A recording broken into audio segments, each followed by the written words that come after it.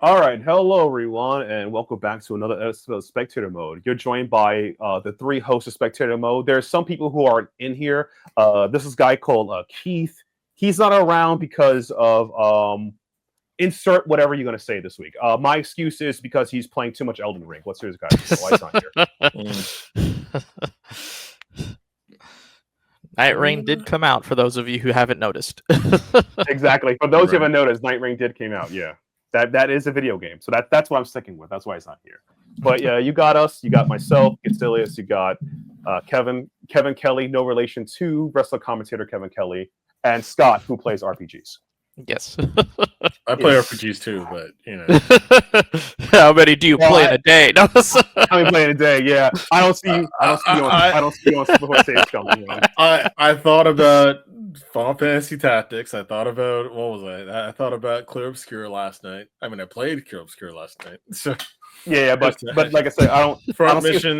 Yeah, front mission 3. I thought about it. You know, like you thought about it. Oh, yeah, I thought. Yeah, it's okay. We'll get you trails pilled one of these days. Yeah, you can join us talking about trails. Yeah, we'll get your trail pilled. We'll get you Tactics Ogre pilled so you can look at like everything else. Don't worry about it. We got you. But speaking of getting pilled on, we're guys gonna pill you on stuff and games we played and stuff we watched, and I will gonna kick it off really easy for here. So, games that I played, you can check out the YouTube page. I streamed a lot of Steam Fest demos. Those are most of the games I played. Besides those games I played, because that's too many. Actually, let me list it off. We got time to talk about that. Marvel Rivals is not a Steam Next Fest game. I'm sorry, but I did play that. Oh no, that's terrible. So I played actually I didn't play that on stream, but I did play Absolium. I did play Starlight Revolver. They had another demo to play. The netcode is better than the first time we played. I played a little bit of Hotel Barcelona.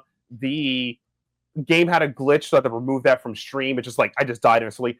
I played some point-and-click adventure games. I know, Gastilius playing point-and-click adventure games. Just get used to it. Don't worry about it. I played Theropods, which is probably it snuck up on me. Think of it as a Samurai Jack style point-and-click adventure game where the game has no voice acting. It's told by sounds and pictures, and you're solving puzzles that way in a prehistoric time period. I love it. So what I'm looking forward to. I played City of Voices by Kini Games. They did a really good job. It's a very interesting detective game. I played that. I've also played Rushing Beat X, which is really fun. A very interesting beat 'em up. I thought it was really, really cool. It's pretty much like Return of the... It's really fun. I enjoyed it. Though the combo system is different because instead of pressing the button repetitively, you hold it down. I played on Evercore Hero Ascension.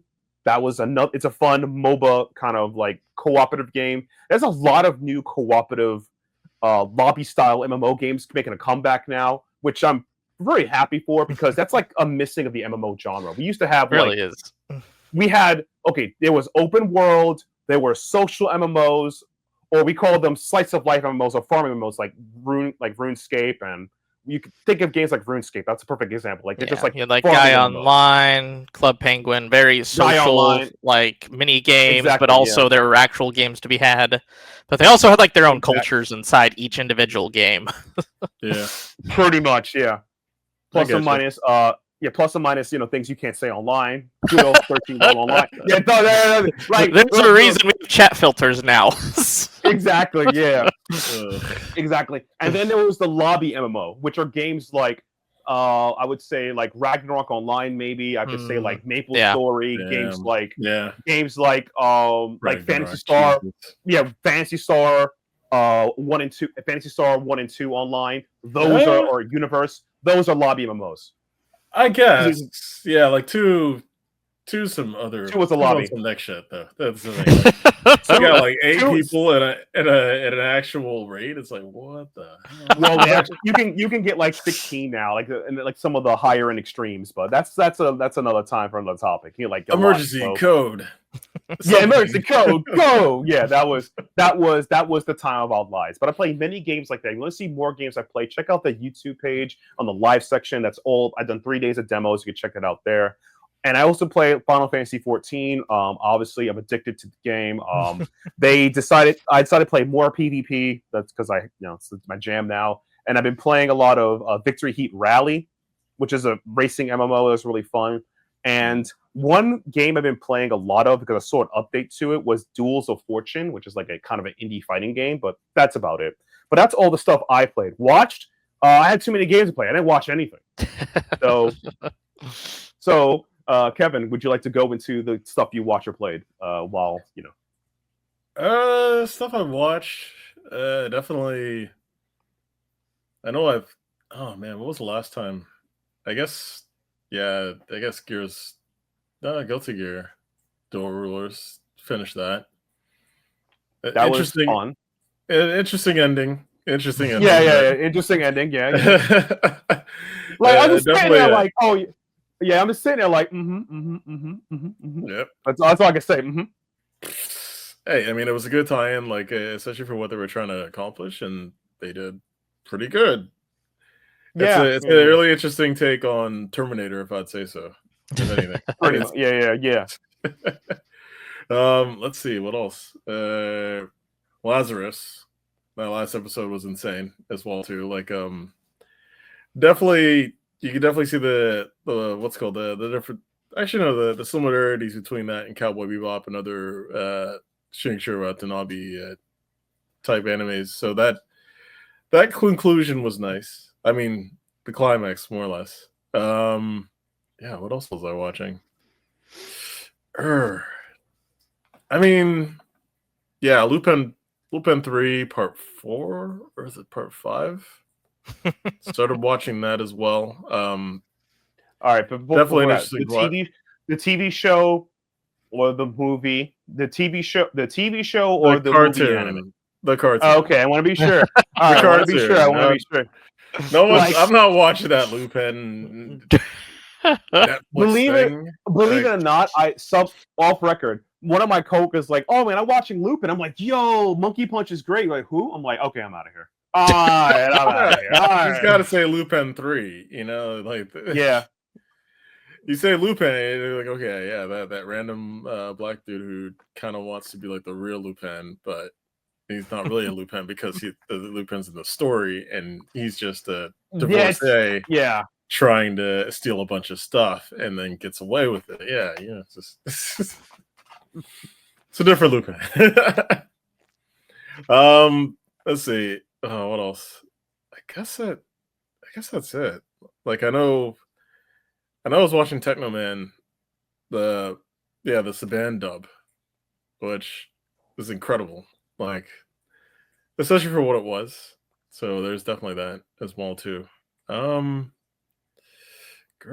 mean, I guess for what I've been playing, I know I've been dipping my toes in Hunter x Hunter and Impact. So the greatest infinite of all time.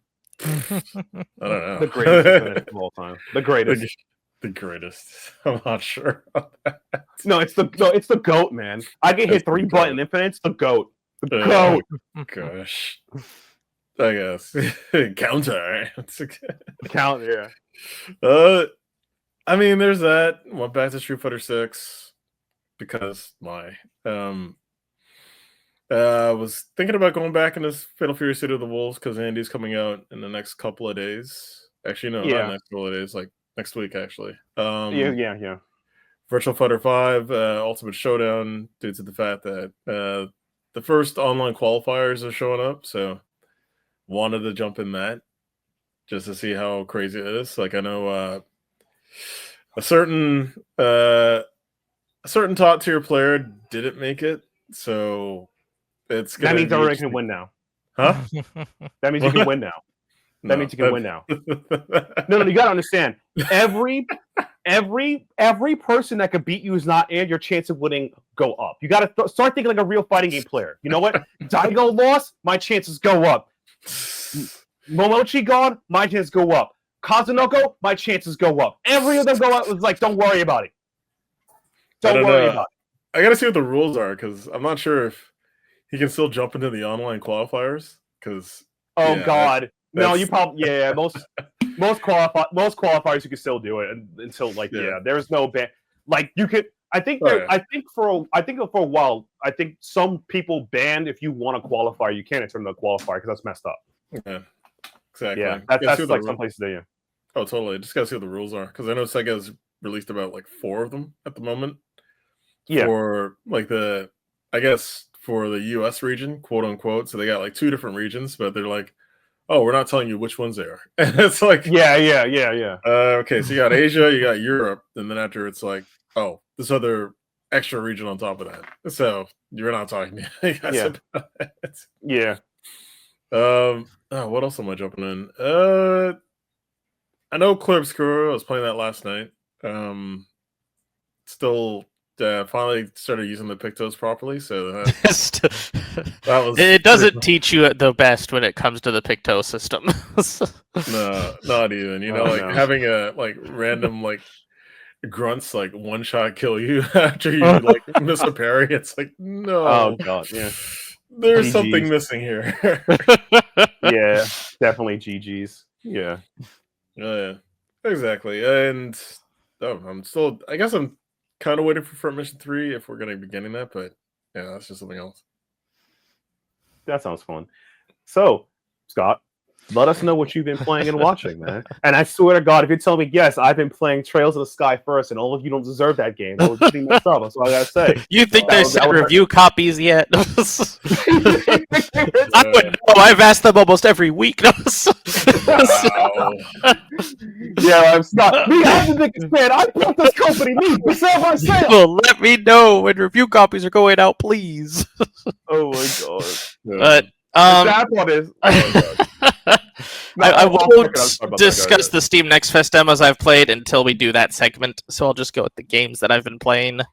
Mm-hmm. So the first one I've been playing was Rune Factory Guardians of Azuma. Mm-hmm. I have the review up and Adam for those who are interested. It was my very first Nintendo Switch 2 game. Mm-hmm. But Rune Factory Guardians of Azuma takes Rune Factory to a different direction, because the focus is no longer now on the farming or the village building. It is now on the combat and the story, with the village building just being like, you can do that if you want. Oh, wow.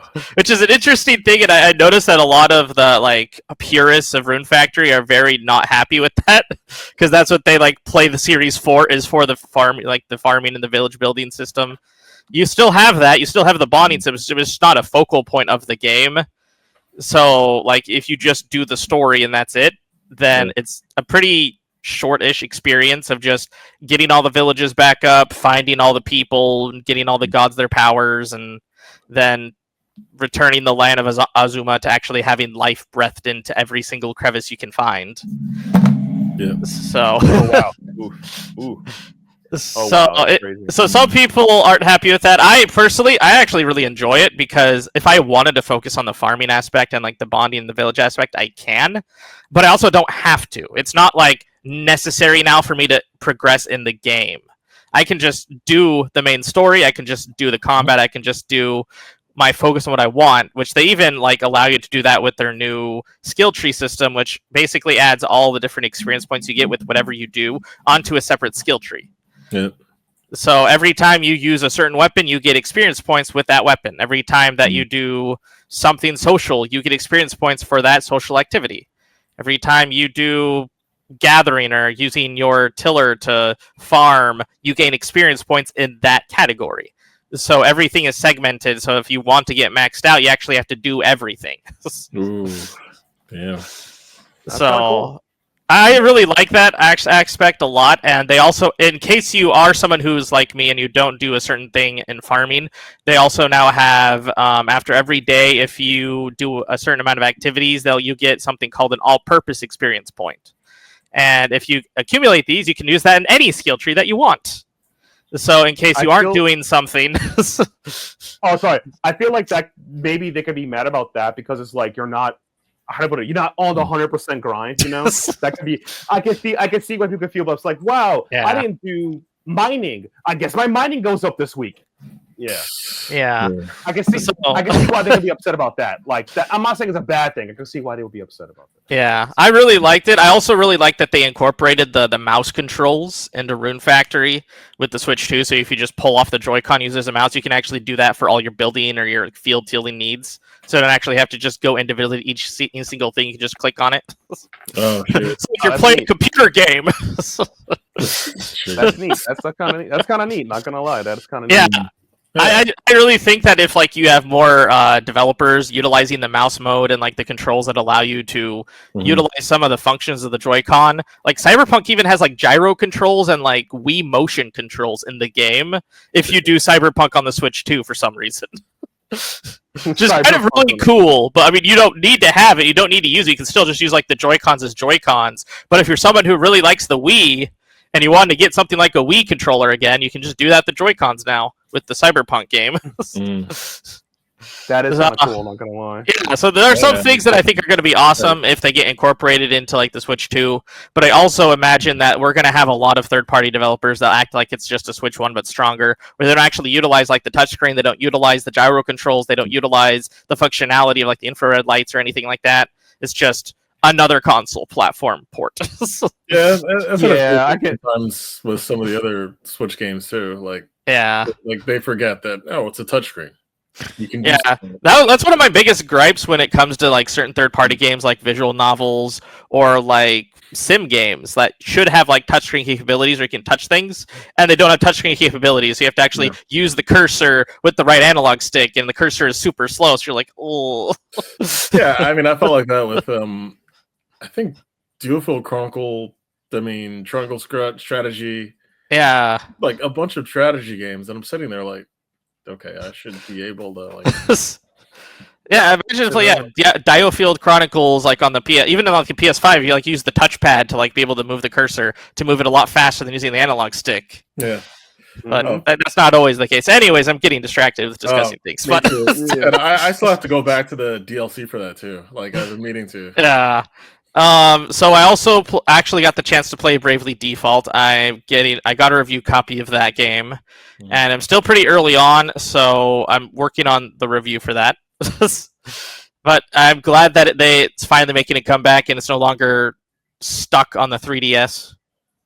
There's a lot of games I feel like that's in like 3DS as 3DS hell. I still feel that some games are stuck in GBA hell, but that's a whole different argument. But it's like Legacy of Goku. Legacy of Goku. Sonic Rush, Sonic Advance. Sonic Advance. Oh my gosh, Sonic Soul. Yeah, Golden Sun and everything. No. We got Golden Sun. Well, actually, Golden Sun. Golden Sun. It's on the NSO expansion, but I don't count that because it's not anywhere actually. No, but I mean, fair enough. Radiant Dawn. No, that's. You got that on the DS, it's fair. We got that on the DS, yeah. Oh. It's a thing. We should have that on you should have. I mean, I wish I understand them doing like the NSO expansion and having like their older games, and I'm fine with them adding more things to that. But I also want to actually have it on my actual Switch or have it on an actual thing that I can download it to, so that I don't have to, be on a train and not play it because there's no internet nearby. Exactly. Golden Sun right now, but I can't because it's on the expansion pass. No, you see, I don't want a whole Camelot software RPG collection. It doesn't have to be Shining Force. You don't have to touch it yet. I mean, on its own. Yeah, Force 3, like give me all the scenarios. But I mean, just like personally, if they make a Camelot RPG I'm sticking just for Nintendo because they work with other companies. People need to experience the joys of Mario Golf and Mario Tennis RPGs. That is the greatest idea. That is cooked. Mario Tennis was my favorite Mario thing because of that. I'm done with Camelot doing. I don't want Camelot doing any of the sports things that Nintendo has them doing now because all of them are super bare bones. Yeah. But if we got like the DS and the GBA versions that we did with Camelot before, where they made everything into an RPG, I would love that.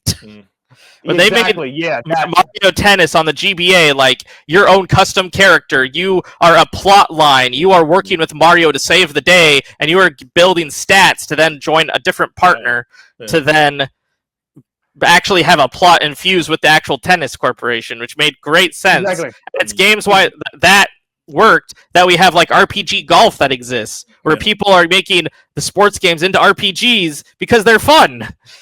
And not just only the sports games. Yeah, exactly. Yeah, you're right. I mean, that's replayability right there. And Camelot can tell a good story. Yes, they can. About them, yeah.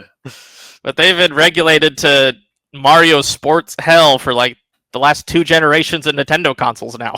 Exactly. Oh, God, yeah, and it's that every one, time. Like I hated seeing it. Like I'm there, like I see the logo and I'm like I'm excited. But then, then it's like Mario Tennis again, but not good.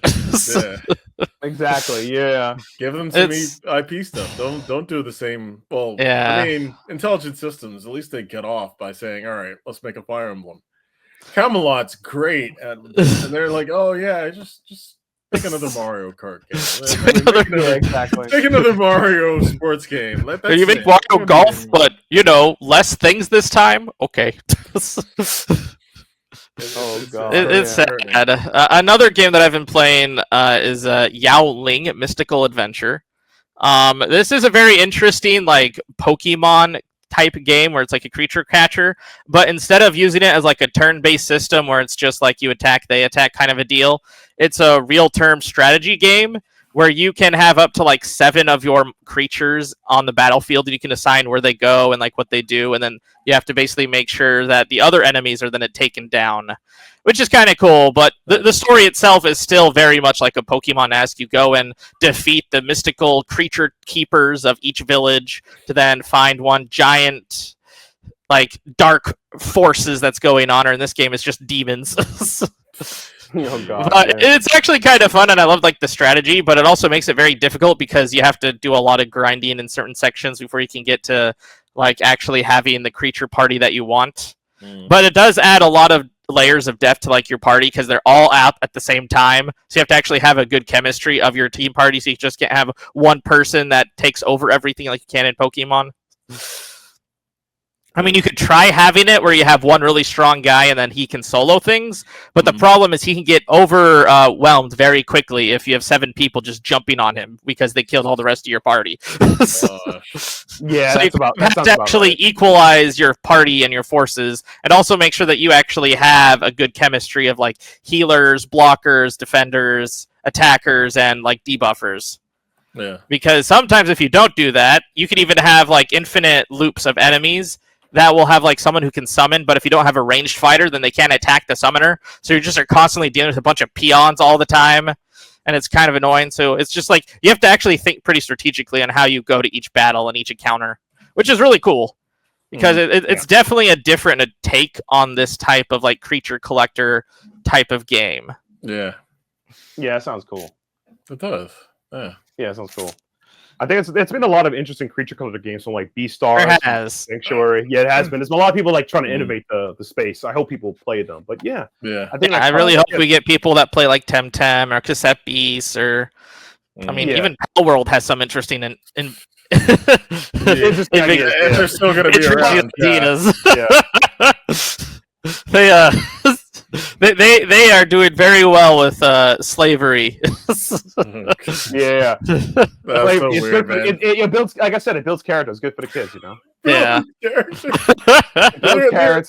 telling me these monsters are making guns, and it's making guns and using guns. You know, your guns. Yeah, it's what it's for the Wu-Tang is for the kids. Guns are for the game. You know, it's definitely not turning them into sweatshops where you want to do like a Minecraft sweatshop of mining, refining, and then creating different types of metals or things like that. You totally don't do that in Pal World. No. Other than that, ironically the anime that I did go back to while I was doing different like games and writing stuff was the Hyperdimension Neptunia anime. Yeah. Because I showed my wife the first episode like a few months ago, and then she got turned off because I forgot how fan servicey the first episode was. Oh my God. Because the Hyperdimension Neptunia anime is very weird in the sense that they have an episode that's basically dedicated to fan service. Then they'll have an episode that's actually like serious, grounded, has stakes. And then the next episode is like a beach episode of just fan service. Then you have a next episode of just like, oh, we have a multi-part story where someone gets kidnapped and you have to actually deal with this, that, and actually worry on the people's mental health of how this works. It's just like, it's so like whiplashing of just like, we have to take this seriously versus just don't even pay attention at all. Gosh. But it's kind of the appeal of Neptunia is it's very much like a satire on things, and it's also a satire just on like I think they tried to make like a satire on anime in general, where it's just like this is what's going to get you into the anime, and we're also going to add some random fluff into it, and then we're going to have a few episodes of actual heart-wrenching stuff, and then the last episode's actually going to be important, and then we're just going to have random epilogues of nonsense. So if you're someone who actually like works or like looks at the anime like series as a whole, with like especially like if it's like those older like 26 episodes animes, you'll see a lot of like satire in how they present their ideas, but at the same time I think they overwhelm you and over exaggerate them as well. Jeez. But that's basically been what I've done other than the Steam Game Fest demos and Summer Game Fest, which we'll get into eventually. Yeah. That sounds interesting, man. That's a lot. Like I'll probably talk more about Steam Next Fest and games later in the next topic. Speaking of which, so Keith's not here with us, so we're gonna have to trust the reliable Scott to talk about his time at Summer Games Fest and how he single-handedly gave us Kingdom Hearts 4. So went over there to the Square Enix booth that wasn't there and told Nomura, "We need more Kingdom Hearts if you're gonna cancel Missing Link." Okay. And he's like, I understand. And he went back into the lab. Yeah, he hit the boost button. And then everyone danced. Yeah. Oh man, but yeah, to may his card be his guiding key. No.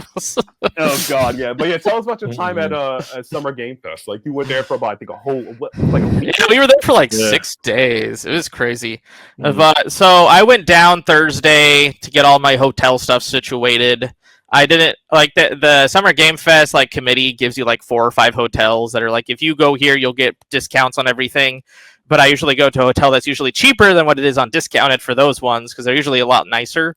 But I'm also, I don't have lots of money I can just throw at hotels. Yeah.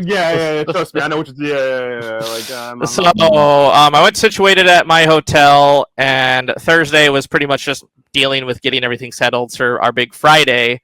Was actually not going to the showcase because we went to the showcase last year and we didn't really see much. I guess it didn't really give us anything going to the showcase instead of just watching it. Other than like you get some like contacts, sometimes you can make networks, but sometimes a lot of time you can't because a lot of them will be like in there already in like their clicks. Because one thing you notice when you're in the industry is that every other person in the industry already has like their own clique of that what they're in. You have the Xbox people, you got the PlayStation people, you have the people who are very much in their own lane of like, oh, we're in the higher upper echelon of like journalism or whatever. So you don't actually get to kind of incorporate yourself to any of them, which is kind of sad, but that's why on Friday, neither Keith or I went to the Summer Game Fest showcase. We actually went to Little Tokyo in the Fashion District just to check out, like, actually California, because we were there, might as well. Yeah. So on Friday, I went to get my credentials. Then I went to the Fashion District with my wife because she was there with me this year. And we just went to check out some like the clothing lines because there's a lot of like fabrics and weaves and stuff, which is kind of cool. Then we went to Little Tokyo and I got a little too enthralled with like every store that was there. Yeah, I can't imagine why. Also, shout outs to Scott for getting me God, aka Tokino Sora, and now all I need is Corona and my life is safe. So thank you for that. Yeah, we didn't go back to Little Tokyo for a very good reason that I'll tell you after Friday happened. Oh god, yeah, that's crazy. So after we went to Little Tokyo, and yes, that's the day that I got like everyone their gifts. I got gifts for some of my friends, and I got Matt a gift, or get Silius a gift, as well as Josh a gift from our outlet because he's super into Mega Man, and I went to literally every single store there to find any Mega Man thing I could find. Because it's weird to say, but Mega Man is not popular anymore, and he's not in a lot of stores anymore. No, like Mega Man is extremely because it's like Mega Man's boom. I think ended right around the end of Battle Network. I want to say because after that, I haven't heard any Mega Man content like at its peak, and it's like I'm like I think personally I can make peace with that because it's like Bufune's gone. Capcom clearly is not about Mega Man. They moved on to the 3D era. They gave us Dante. They gave us Resident Evil. Yeah. The writing was on the wall. Mighty Number 9 destroyed Mega Man. No, no, God, no. That's probably it. I feel like that's it. You know, it's like, that was a sad. That was a sad day. We got Mega Man from Wish.com. That'll be all right. Yeah, we got Mega Man. Yeah. Yeah. I don't know. He was a step up from Team. I literally found 3 things Mega Man related in like a dozen stores of Little Tokyo, and one of the things Josh didn't want because he doesn't like building models, and one of them was like the Mega Man X building model. And so I just got him like random plushies that I could find a Mega Man, because apparently it's really hard to find Mega Man memorabilia. And even harder to get the other thing that he asked me for that I couldn't find anywhere. But that's also because I even asked like some of the shopkeepers if they even like knew about it. Which is actually a funny story. When I was leaving Little Tokyo and I got like my Genshin Impact mouse pad, I got a Genshin Impact mouse pad. Yeah. The person was asking if I played Genshin Impact and stuff, so I talked to her and she's like, yeah, no, I played for a day and then it got banned because she apparently tried purchasing something and canceled it, and then because she canceled it got canceled at her account, and so she never went back. and she's just like, yeah, that was it. I'm like, oh, that's cool. And she's like, yeah, I don't actually know anything about Genshin Impact other than I did it for a day. But they still hired me here. I'm like, I mean, you got to join. That's what matters. Yeah, you know what? You take your wins where you can get them. You know. Yeah. I'm not even. Yeah, you take your win. Yeah. But yeah, so that was fun. And then I got home that night just to open the news and realize that the very like hour after I left the fashion district was when the ice raids started in Los Angeles. That was at the fashion district. And they had a protest and everything else that happened about an hour after I left Little Tokyo at Little Tokyo. Oh, God. Which was peaceful until it turned violent the next day because of political reasons. Yeah. Oh, my God. It was a mess, and that's also why I never went back to Little Tokyo, because there was like protests there every night afterwards. That's crazy. So then, finally, the big day of Playdays arrive on Saturday, where Keith and I got to see and go to our very first booth, which for some reason we've done this now twice, and both times we've gone to Amazon Games booth first because they're always the first ones to reach out to us. We're just like, hey, why not? Yeah, it's Amazon. Yeah, and every time it's always, oh, here's an unannounced game, and we're just like, ooh, unannounced games are cool. Let's try it. So they get us with that every time. You guys are falling. But I'm not allowed to talk about what we experienced there for another week. Oh my God. So after that, we got to actually go to Capcom, and that was really awesome because Capcom showed off Onimusha and Resident Evil 9. Nice. We have both of those written up, but essentially we got to have a giant like presentation room where we got to see like people actually playing the game on gameplay. Resident Evil 9 or... Yeah, Resident Evil 9 and Onimusha, both. Both of them. Yeah, it was awesome. Onimusha looks fantastic. I was wondering if they're going to like what kind of route they were going to go with Onimusha, because Onimusha, in like on the PS2 era, had very interesting dynamics in terms of how its gameplay went. Because on the one hand, you have the first few games that were first super slow and more like methodical because they're basically just Resident Evil with swords. Then you have the later games that turned a little more fast-paced action combat. Yeah, like Dawn of Dreams and Siege as well too, which Reno shows up and he's like, three and four was like more actiony. 1 and 2, I would say the thing that kills you more is the camera. And once you learn the parry wasn't that bad, but like I guess the way it's right. But yeah, it's like my fear is for you guys. You telling me fear is like, I hope this game doesn't turn out to be. And I'll be very polite. I hope it doesn't turn out to be a Souls-like. Like, don't Souls-like. Don't even show. Please don't. Yeah. Like, I didn't do it. Yeah. Well, luckily, it's not a Souls-like. They made it more geared towards the action combat, but they still incorporated elements from the older games of having things be a little more difficult. But that's also because they added the big guard bars that everyone does nowadays.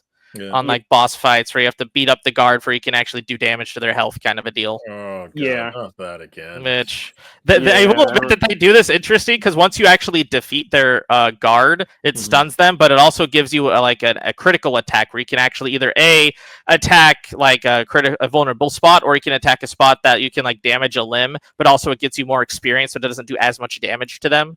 So it's kind of like a cool like risk reward faction of like, oh, you can change up their type of like gameplay loop by getting rid of an arm, and it gives you a lot more experience points, or you could just go straight for the head and deal half damage to them right then and there. So basically, they pulled off the Sekiro in a sense. Yeah, Sekiro, yeah, exactly. Yeah, they added definitely elements of Sekiro, especially with like the parries and stuff. But they still kept like this. They kept the gauntlet absorbing the souls for your experience points, similar to how the Gamma system. Yeah. So they still have that system in place. So it's really cool to see like that gameplay. I really appreciated the way that they also incorporated like the Ishin strike, where like they just do the instant insta-kill moves if you attack at the same exact time as your opponent. So that was really cool. And it does look very flashy. They brought that back.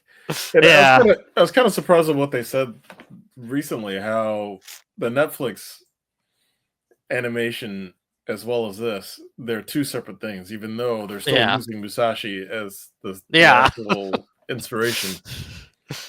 Yeah, it's interesting that they're basically just not trying to keep things intertwined. But does that mean it's a cutoff from the rest of the series, or is it just something that's totally different? I wonder if they're going to incorporate some of... So there's kind of like a mechanic where you can see like the visions of the past in the new Onimusha game, and I wonder if they're going to incorporate that to be like there's like different timelines kind of a thing or something like that. Well, they technically did that with the Onimusha series because it's like this is how it's Onimusha 1, then 3 happened because the events of 2. That's how 2 got into there, and 4 is actually the end of that timeline. You know, like Street Fighter 3 is the end timeline for all the Street Fighter series, but you know what? No, we're never gonna reach Third Strike because you know it's too cool.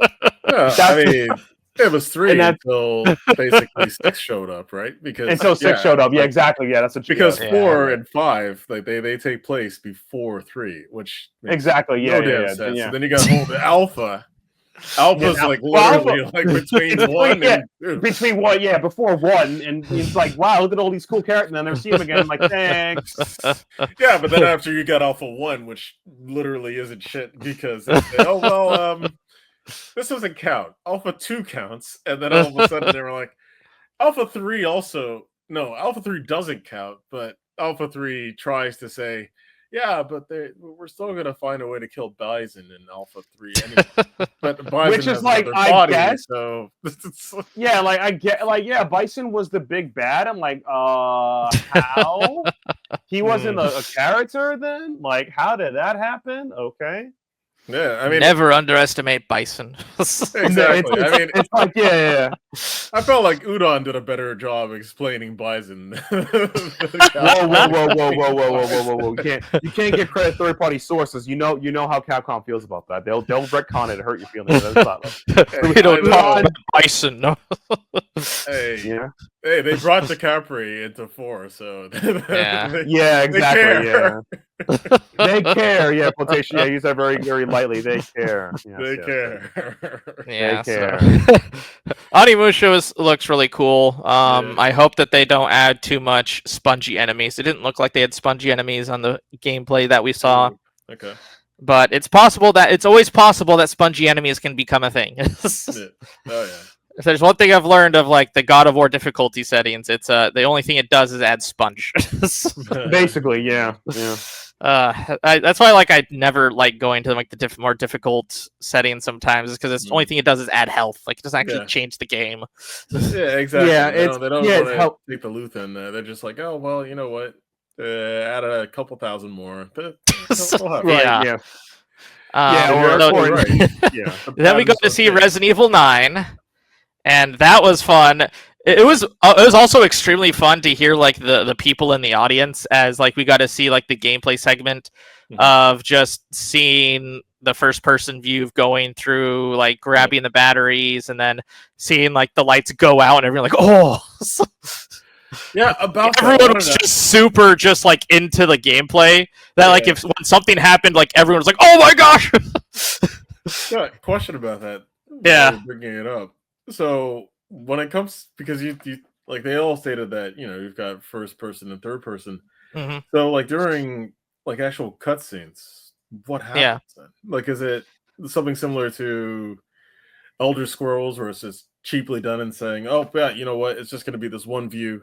Like you're talking to somebody, it's just one view. It's going to be first person after you're going to go back into further person, or is it something else? The cutscenes that we saw, at least there's, I guess, the in-engine and in-game cutscenes. The in-engine ones that we saw, which is just like the normal, like this is the cinematic experience. Yeah, you can technically like look around in first person in that mode, but it's not a whole lot. But because most of the time it's just on a fixed angle showing what's going on.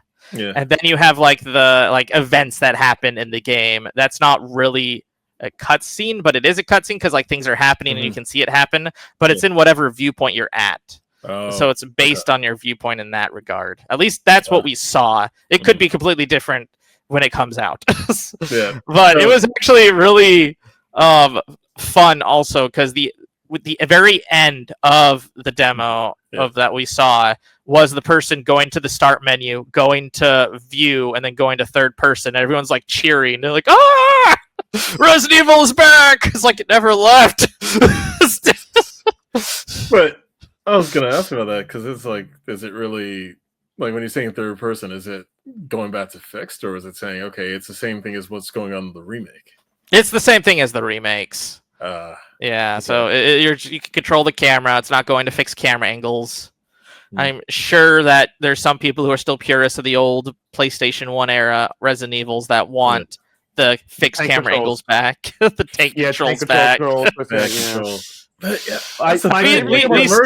have indies making games that are basically in that same formula, like Crow Country. Crow Country, yeah. There's an audience for it. But that's the thing about it. Go do it. I was gonna say, oh, sorry, my bad. I was gonna say like the favorite thing about like the tank controls or people saying that is like I think people had like a hate boner for Silent Hill 2 the remake. I'll wait for the developer to come out and say this is what I want. It's my actual vision, and it's like, and then, to me it's like it shows like a level of stupidity that hipster you have. It's like my brothers in Christ. Sometimes bad control design are limited because of that happens. Some people don't want that intentionally. That's the thing. So it's like. If you want it, there's indie games that do it for you. Go play it and enjoy pressing 4 buttons to walk around in a circle. Okay. Yeah, but that's the thing about it. Like back then, of course, like there was at least some sort of way to keep the immersion going on. Like for instance, when you're walking through the hall in the Spencer Manor in the first game, and the dogs jump out. Oh yeah, you're scared, right? You're just like back then. We're just like, holy shit, right? I always will remember like Resident Evil 2 when you're opening up doors and like you go from one angle to the next angle, and then they have that one door that opens up, and it's just a zombie that comes to your face. Yeah, it's just like those door angles always got me. Totally. Like even the dog when you open the picture and you try to go back, and it's like, oh shit, like you can't go back. Yeah, exactly.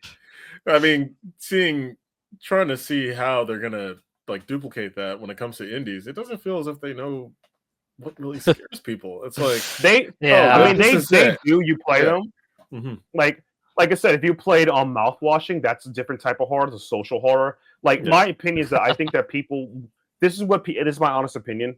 When people say they want something else, what they're really saying is they want the thing again, and that's not happening. Like if you got your jump scare from the original Silent Hill, that is never coming back. That's a one-time thing, baby. It ain't coming back. There's no one that can recreate that magic. Exactly. So it's not happening. So when I went, like the essence of it is there mechanically. It's like they do it. It's like you're not going to get it again. Like I can play mouthwashing 4 times over, and I know the story of getting it. It's not going to affect me the same way. Horror games have like some of them have a one-time shot, and that's about it. Kingdom Hearts 2, except for Twilight Town and Kingdom Hearts 2. That theme song will always get me. Travis Town, like that is a forever hit. Okay.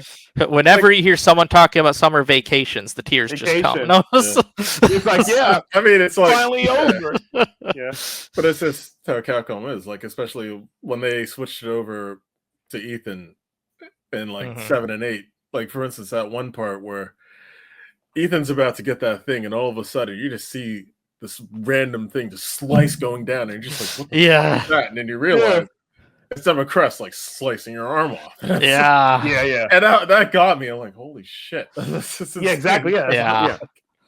But is it wreckable? Like my opinion of horror is that like there is jump scare horror and visceral horror. That's there, but that, to me, that's like the lowest form of horror because that gets you once. Real horror is like understanding the themes and meta behind it. Like like James is a monster in Silent Hill.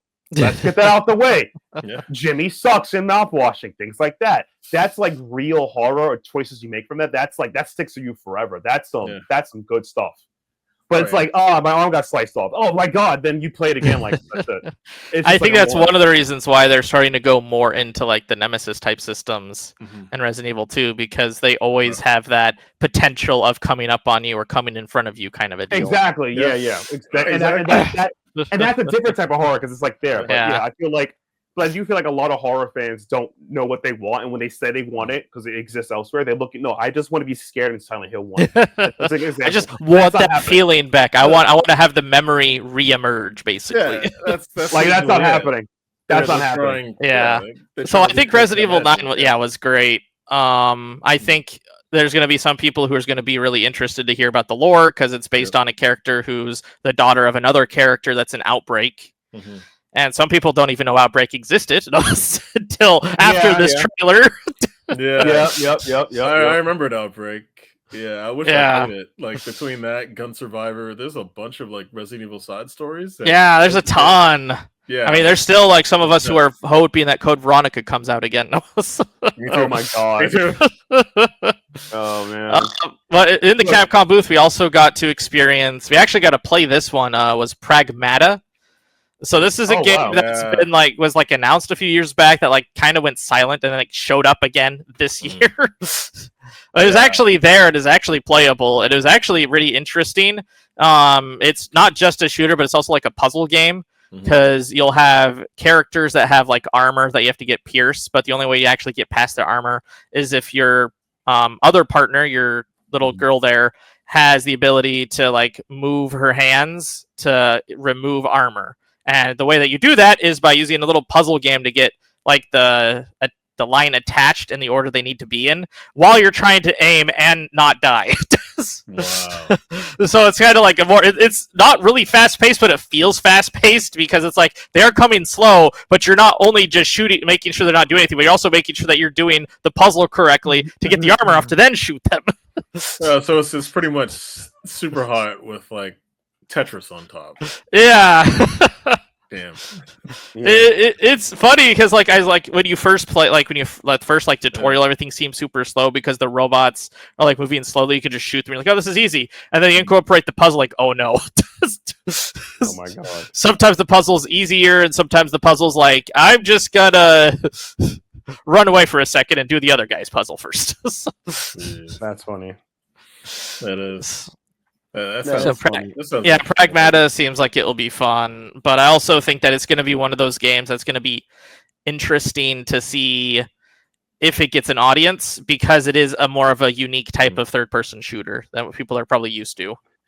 Yeah. People are making comparisons used to Tetris in their Gears of War. People making a lot of people who hasn't had a chance to play the game making comparisons to the game to be it's BioShock but quote unquote Japanese. It's the Big Daddy effect, but I'm I don't really think so. I can see the comparisons, but it's this is one of those that just play the video game and stop talking.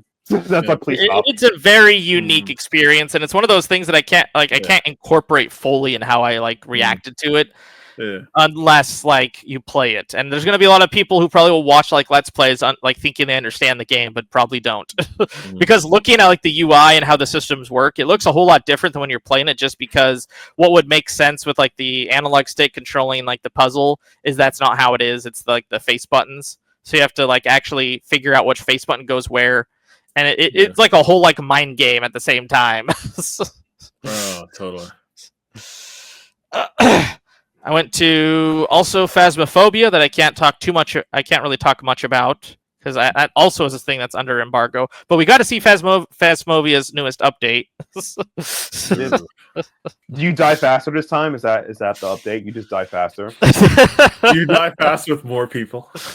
I mean, that's how it works usually when you have 4 people and you have 3 people instantly, and then you're the guy going, I don't know what it is, I'm leaving. Just rage quit. You know what? They make you rage quit faster. That's a new update. Like you know you lost anyway. You might as well just rage quit. I respect that. Yeah. There are some people, who just instantly rage quit on those kinds of experiences. I'm trying to remember what the last one was that we the entire Dead by Daylight community right there. Oh no! Yeah. God, on shots not fired, but Dead by Daylight. It's like, look, man, your community is just it's toxicity, but it's like half of y'all need help. It's like, you know what? Wow. I know people who play it. So the last thing that we saw that day that I'm very surprised that I forgot was when to finally play Marvel Cosmic Invasion at the booth. Ooh. Oh yeah. So that was fun. Keith and I actually both got time to play the game. That's not always the case with these. Sometimes it's me playing the game, sometimes it's Keith playing the game. Yeah. But this time we both got to play the game, and it was actually really fun. I think Tribute Games and .emu are like a team that is like unprecedented when it comes to beat 'em up games because they're just fantastic at it.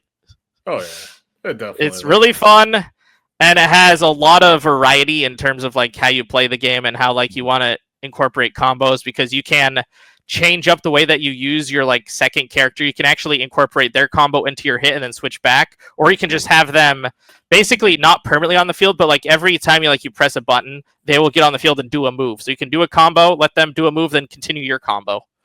Jeez. So it's just like you can incorporate them into a lot of fun mechanics.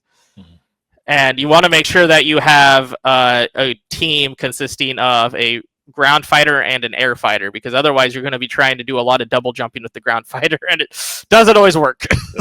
Yeah. That's crazy. How many more characters were there getting, or is it just... So sadly, the characters that got revealed, which were She-Hulk and Rocket Raccoon, weren't there. It was just the 8 that were demonstrated the first trailer. Oh, the first 8. Okay. Yeah. Nice. But it was good. I actually really like playing as a Phyla-Vell. Yeah. For those of you who might not know Phyla-Vell, she's the one with the big sword. Wait, I thought it was magic for a second there. No, it's not magic. No, not magic. No. Easy to, I guess, get them mixed up because they both have big swords, but nope, not this time. Yeah. I gotta watch it again. No, it is Phyla-Vell. It's interesting because most iterations of Phyla-Vell is like blue fire. This one is a red fire, so that might be another reason people didn't understand it was Phyla-Vell. Yeah, but Scott, do you think? Oh, sorry. I was saying, but it's funny because so the developer we were talking to about it wanted to get even more niche characters into the game, but Marvel kept giving them even like, we don't own this character anymore, or Universal has the rights to this because it's a Fantastic Four type of thing, and it's just like, what do you mean? There's a lot of copyright. They still have their characters in random places, and one of the reasons why like more niche characters aren't coming out of the woodwork is because they're owned somewhere else, apparently. Yeah, and sometimes like not to be pessimistic, there's a right hold is the original person, like some estate issue, like Lenwina rest in peace for Dibbleball. It's like, to me, it's like, man, I can't wait till they give me Songbird. I'm like, oh right, I forgot about that character. That's not But the developer was very just like, actually Marvel was pretty keen on letting us do whatever we wanted. It was only the characters that we had problems getting okayed because we wanted the weird ones, and they're just like, why? It's probably the same. I mean, Marvel Rivals. Look, Marvel Rivals got people thirsty for Squirrel Girl. That's all I gotta say. We want peak cinema. Like, I don't know why. Yeah. Look, brother, you haven't seen the internet. You've been I've seen some of that. I'm always questioning it too. I'm like, sometimes you don't want to see that part of the internet though either. Yeah, exactly, man. It's like, was awesome. Cyclock is amazing. But really? Squirrel Girl. Yeah, so yeah. You don't understand, man. Like Marvel Rivals has increased first. No, like I say, it starts with furries, then it starts moving to thickness, and then it's all downhill, man. Like I said, you've been playing Virtual Fighter for a while. You stayed away from the darkness. It won't consume you anymore. You stayed away. Like it's over. About? Yeah, look. Alrighty. Oh god, but yeah, Cosmic looks fun. I like .emu has done good job in beat 'em ups. I mean, I have some complaints about Absolium, but that's a roguelike situation. But yeah, they do good work. Roguelike problem, not a beat 'em up problem. Well, the beat 'em up aspect is a little bit kind of. I'll like I said, I'll save that for later. But it's like yeah. But I'll save that for later when I talk to Keith. But essentially, Scott has seen off the record that I've been beating that game at record pace where I'm almost sub 13 now, almost sub 12. So 12 minutes per run. I'm not. This is how good. Like, trust me, I'm not joking. So it's like, you want to. So it's like I have complaints. So. All right. So that was our first day. Then our second day, we actually started with Sega. Yeah. While Keith was playing Shinobi.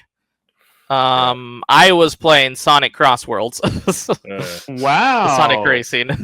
How is it? They put so much effort into like advertising like Sonic. They even Sonic Rider characters in there. I think they got Beast. Yeah, they have the Sonic Riders. They got Jet, Wave, and Storm in it. So it's those were actually the 3 characters that were added to this version of the demo. But the difference between this and like the playtest is this was a totally offline demo. So. But it's also so they can incorporate the new mechanic of the rival mechanic that they added to this game. Rival mechanic. Where, so Sonic, or whoever you choose, will have a random rival that's like from the cast that will basically try to make crap talk with you during the race.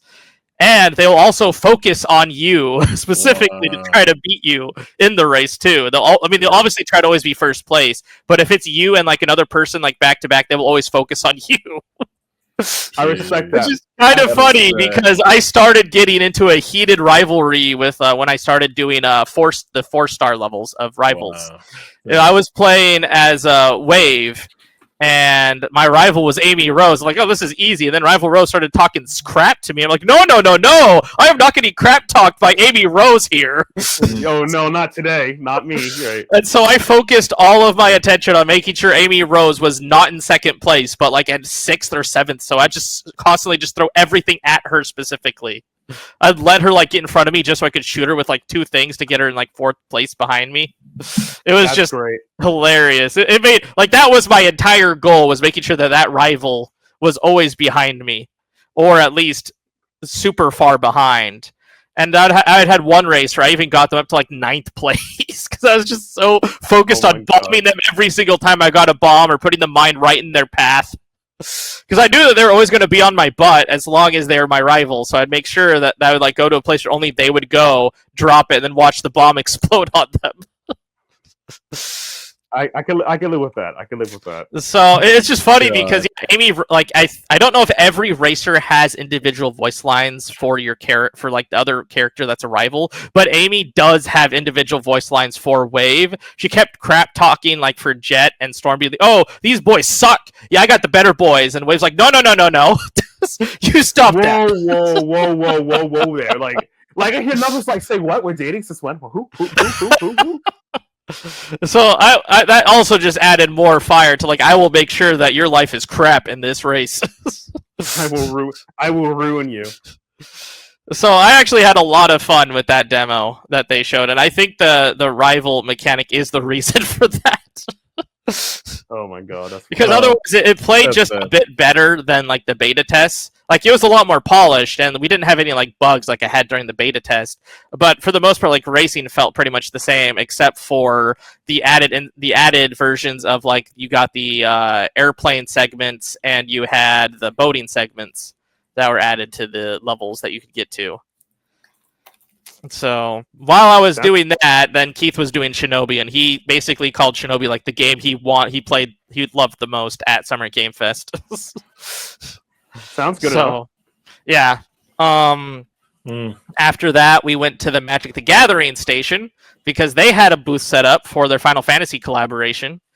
and I got to have a fun duel/interview with one of the set principal designers of this actual collaboration, where we got to discuss how Final Fantasy IX is the go to Final Fantasies, and anyone who says otherwise sucks.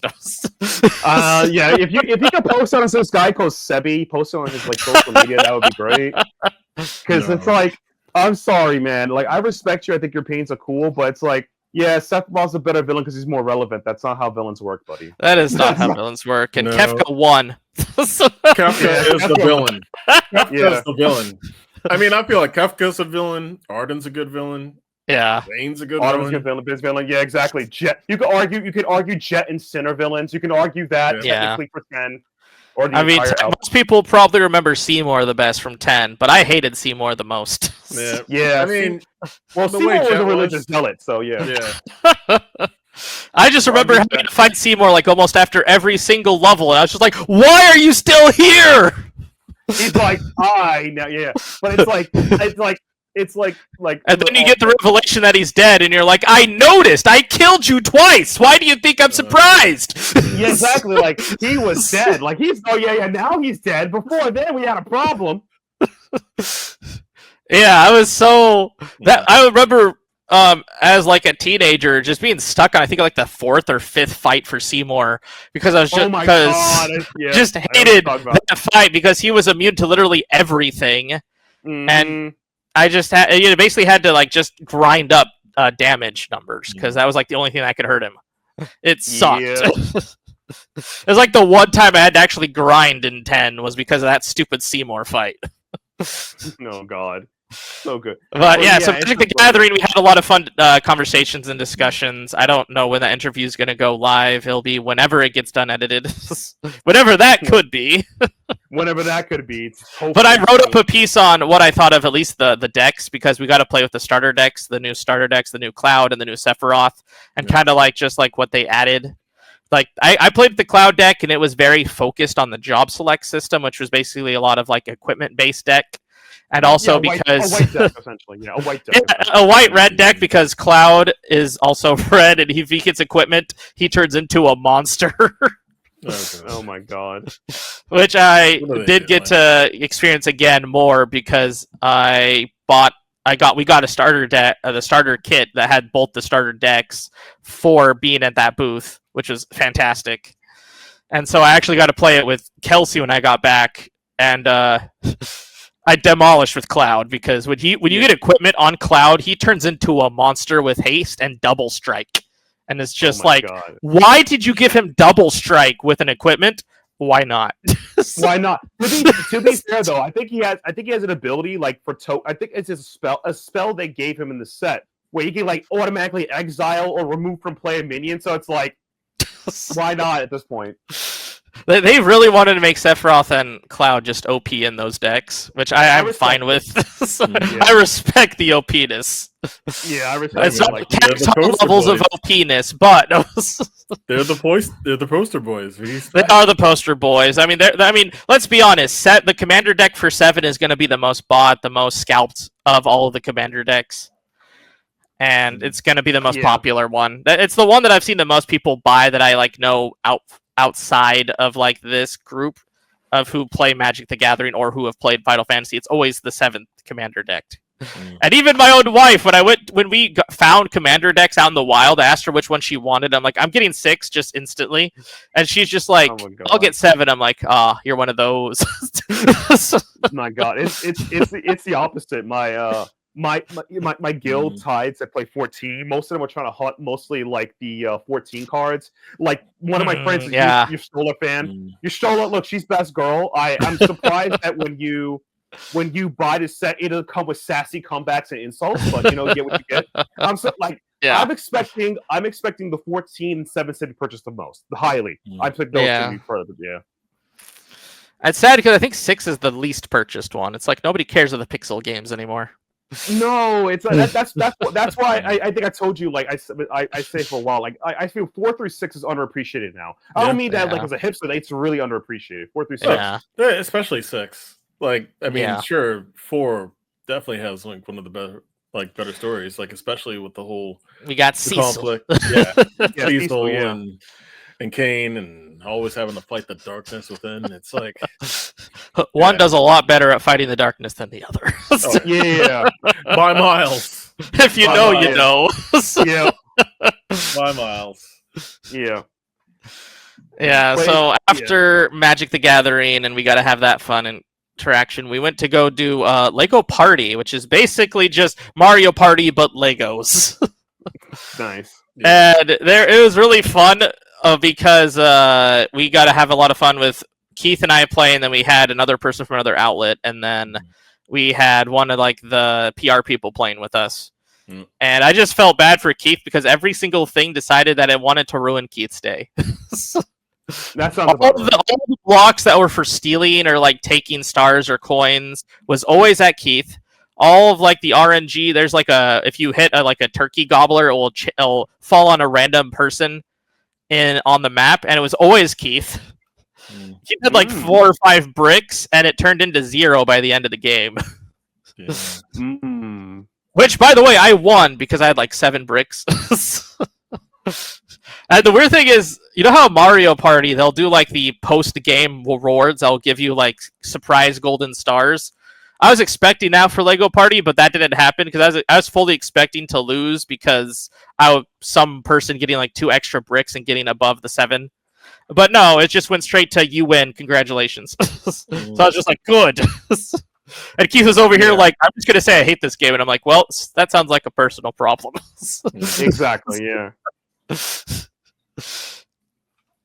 So after Lego Party, that was the end of the day. So we got to our last day where we had a bit of a surprise scheduling conflict because we wanted to go to the Crimson Desert booth, but the Crimson Desert panel wasn't taking appointments. So what we had to do was go basically every single day and be like, hey, do you have any free spots that you know of this day or that has someone already didn't take? Because you basically had to do that every morning. So Friday morning, or not Friday, on Monday morning we showed up and 10 o'clock was the only time that they had available, but we also had an appointment at 10 o'clock. So I just told Keith, you go to the appointment, I'll do the Crimson Desert stuff. So Keith went to go see Dying Light, the Beast, while I got to go and play Crimson Desert, which I'm sad I didn't get to see Dying Light, but at the same time, Crimson Desert had such a big showcase of how its engine works and how it did like a story chapter. Yeah. But I do have to the caveat that the story chapter was very like structured. So it was in the sense that this is the story chapter that would showcase the engine the best because it's the war chapter. You're essentially trying to help out this kingdom, start a rebellion to overtake what was already overtaken a castle. And so as you're going there, you see a bunch of just armies or a bunch of army fights going throughout the entire world map that you see. And you have to make sure not to get too distracted with them because that's not where you're supposed to go. You have to go to like certain places to do certain things, which is like usually take down the scout towers, cause fires to the bridges so the enemies can't get closer, or build morale in some way that doesn't just go to kill every single enemy you see. Which I would get distracted sometimes because once I figured out like how the combo system works in Crimson Desert, it actually was really fun to just fight. Because there's like a grappling system you can do. There's like the normal like light, heavy weapon attack, but there's also like a magic system in place where you can combine all of those together. Like sometimes I'd grab an enemy, hit them with my sword, throw them up in the air, and then jump up and do a giant thunderbolt on them, which was fantastic feeling because then you'd have AoE damage on everyone underneath you. During a war chapter, that's fantastic AoE because you have lots of people trying to kill you all the time. Oh shit! So you'll jump up in the air, do a giant thunder strike, and just get rid of everyone around you, and then you can jump. You can jump down. They also give you what's artillery arrows, so you can take an artillery arrow, shoot it somewhere on the ground, and then that will be like the sound to respond for your entire like catapult entourage to launch catapults everywhere around you at that location. Sometimes I went a little too close for comfort though, because I'd shoot the like arrow like right under my feet and realize, oh crap, I need to get out of here. And then I'd get hit by my own catapults. Oh gosh. But it was really fun and dynamic, and the boss fight was really cool because it had you utilize it has like a magic stasis system where you can use your ability of like magic to bring like a giant pillar up into the air, and then you can hold it to then use it, get underneath and then grab it. And then once you grabbed it, you can use the pillar to then smack the boss. Which is actually really fun, because you just take this giant like pillar from the throne room and just smash it on his head. Oh, damn. But it was one of those things that I wasn't necessarily thinking that was what I was going to do. That was something that the person in the booth was just like, you need to make sure that you do this, because otherwise it's going to take a while to beat this boss. Because you can't just do the normal attack the guard, get the guard down, and then do damage with your weapons or thunder or whatever.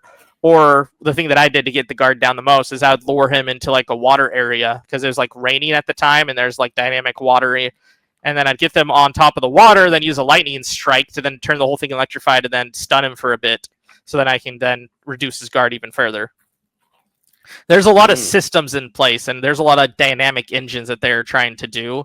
So it adds a lot of creativity, but I think it'll also add a lot of confusion for people.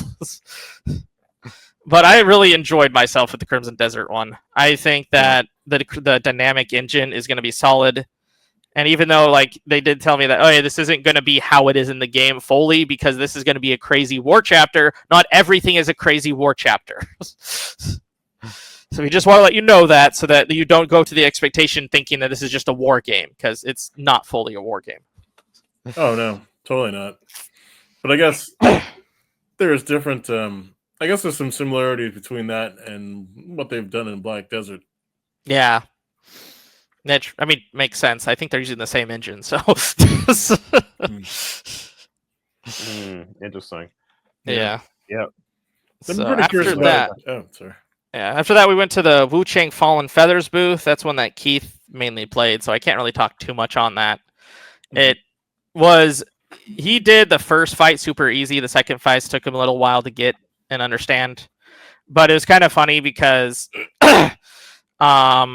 they usually like try to stop you before like the end stuff happens, and Keith kind of went on the first boss a little too quickly for that. Because they wanted to cater to certain ways, and usually they're used to people just dying super quick on like the first mini boss, because how most games are nowadays when it's like a Souls-like experience is just like people have to basically die like 30 times before they understand the boss rhythm. Yep. So that was fun to watch in first-hand experience. Because I'm not a Souls-like person, so whenever I play games, I just die and I'm done with this game. Walk away. I can't die more than like 10 times and be like, yeah, I'm going to my RPG now. It's more like I can die a certain amount of time. Like to me, it's like, okay, I'm dying. I guess me realizing I'm dying. Oh, okay, I'm missing something. Me get the something I'm missing with. I'm like, all right. This is just stopgap. I'm missing a certain ability. Let me go back. All right, I guess to play a video game. All right. The next game that we went to after that was the Fire Break, the IBC Remedy game. Oh god, that game is out today. It's out today. Yeah, it's out today. Yeah, it's out today. Yeah, so that was interesting. They made a very unique. I mean, it's Remedy, so you know it's going to be a unique experience. But they really unique, like their 3-person online co-op experience, where you do some things, because basically you have what's known as like splash kit, which uses like water to do things. Then you have a jump kit, which uses electricity. Then you have a fix kit, which uses a wrench. And you want to make sure that you're basically mitigating the damage from all these supernatural things. As I was trying to explain it to my wife, it's like damage control in the Marvel universe, where they're basically fixing all the crap that was going on in the main game. Because yes, Alan Wake and all this stuff was happening, but Alan Wake didn't fix anything. There's another force doing that, and that's what you do in Firebreak. Oh wow! It's just kind of fun. So you don't fight like the big bosses that Alan Wake had to do during that, but you have to fight like some of like the supernatural things that do show up as you're basically getting rid of all the supernatural entities and removing all like the residue from it. Like you're trying to clean out the anomalies that happen that are like freezing certain areas of this like warehouse, or you're trying to get rid of like the supernatural paper that can kill people if they get too close. So there's just like all these like interesting like supernatural things that you basically are just cleaning up. Yeah, basically. And as you're cleaning it up, then you will have periodic attacks from like supernatural forces that'll just come after you. and then that's when you pull out your guns and start shooting.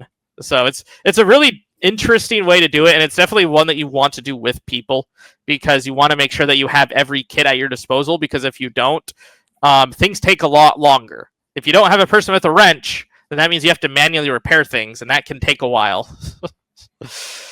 So yeah, well, the issue, like I've seen some early reviews of the game, people complaining about how like play whatever it's different. Like this like Firebreak reminds me of an indie game I played called Serial Cleaners, where you clean crime scene for people who've done illegal stuff, and it's kind of like you have to figure out. It's a different way of making a puzzle action game. But I feel like this only appeals to certain people. Like I said, I've seen reviews on Steam. Some people are mad about it because it has season pass kind of cosmetic, but the game is $30. So I'm going to try to play the game and see how I feel about it, because this is something I would like to play with friends, not randoms. So if someone else wants to spend $30, you know, I need to play with people. I mean, I have the game now, so. Oh, nice. Okay, I'm on. All right, I might switch on one of my stream schedules because of that. I'm not even joking. I might switch up my to a Firebreak session. Yeah, to a Firebreak session. Yeah, third person. Yeah. That's all we need. I mean, it's entertaining. It's fun. It can get really difficult if you make things more difficult on this end, especially because while we're doing the review, because all three of us are helping with the review that's out now for Firebreak. We decided to go to the highest difficulty and the highest clearance level, and none of us had anything unlocked, which sucks because you don't have your passives unlocked, or your like extra gear unlocked, and we died a lot. Going commando. We reduced the difficulty, and things were a lot easier. Jeez. But we kept the clearance level 3 because we wanted to experience how that works, because there's like clearance levels, and each one adds additional like level onto each level, basically. Like you start off in one area, and then if you're a level 1, you only start in that area. If you have a clearance level 2, you go to a new area that's connected to that area to do a different thing. Right. So that's just how that system works. We then got to see Code Vein 2, which was one of the unannounced games from our bookings. Yeah. We weren't expecting it because it just told us that it was an unannounced RPG, and we're like, cool. I was like, RPG, yes! And then it was Code Vein 2, and I'm like, I like this, but also I was hoping for RPG-ish more. It's like, I understand that it technically is an RPG, but it's also like a Souls-like RPG.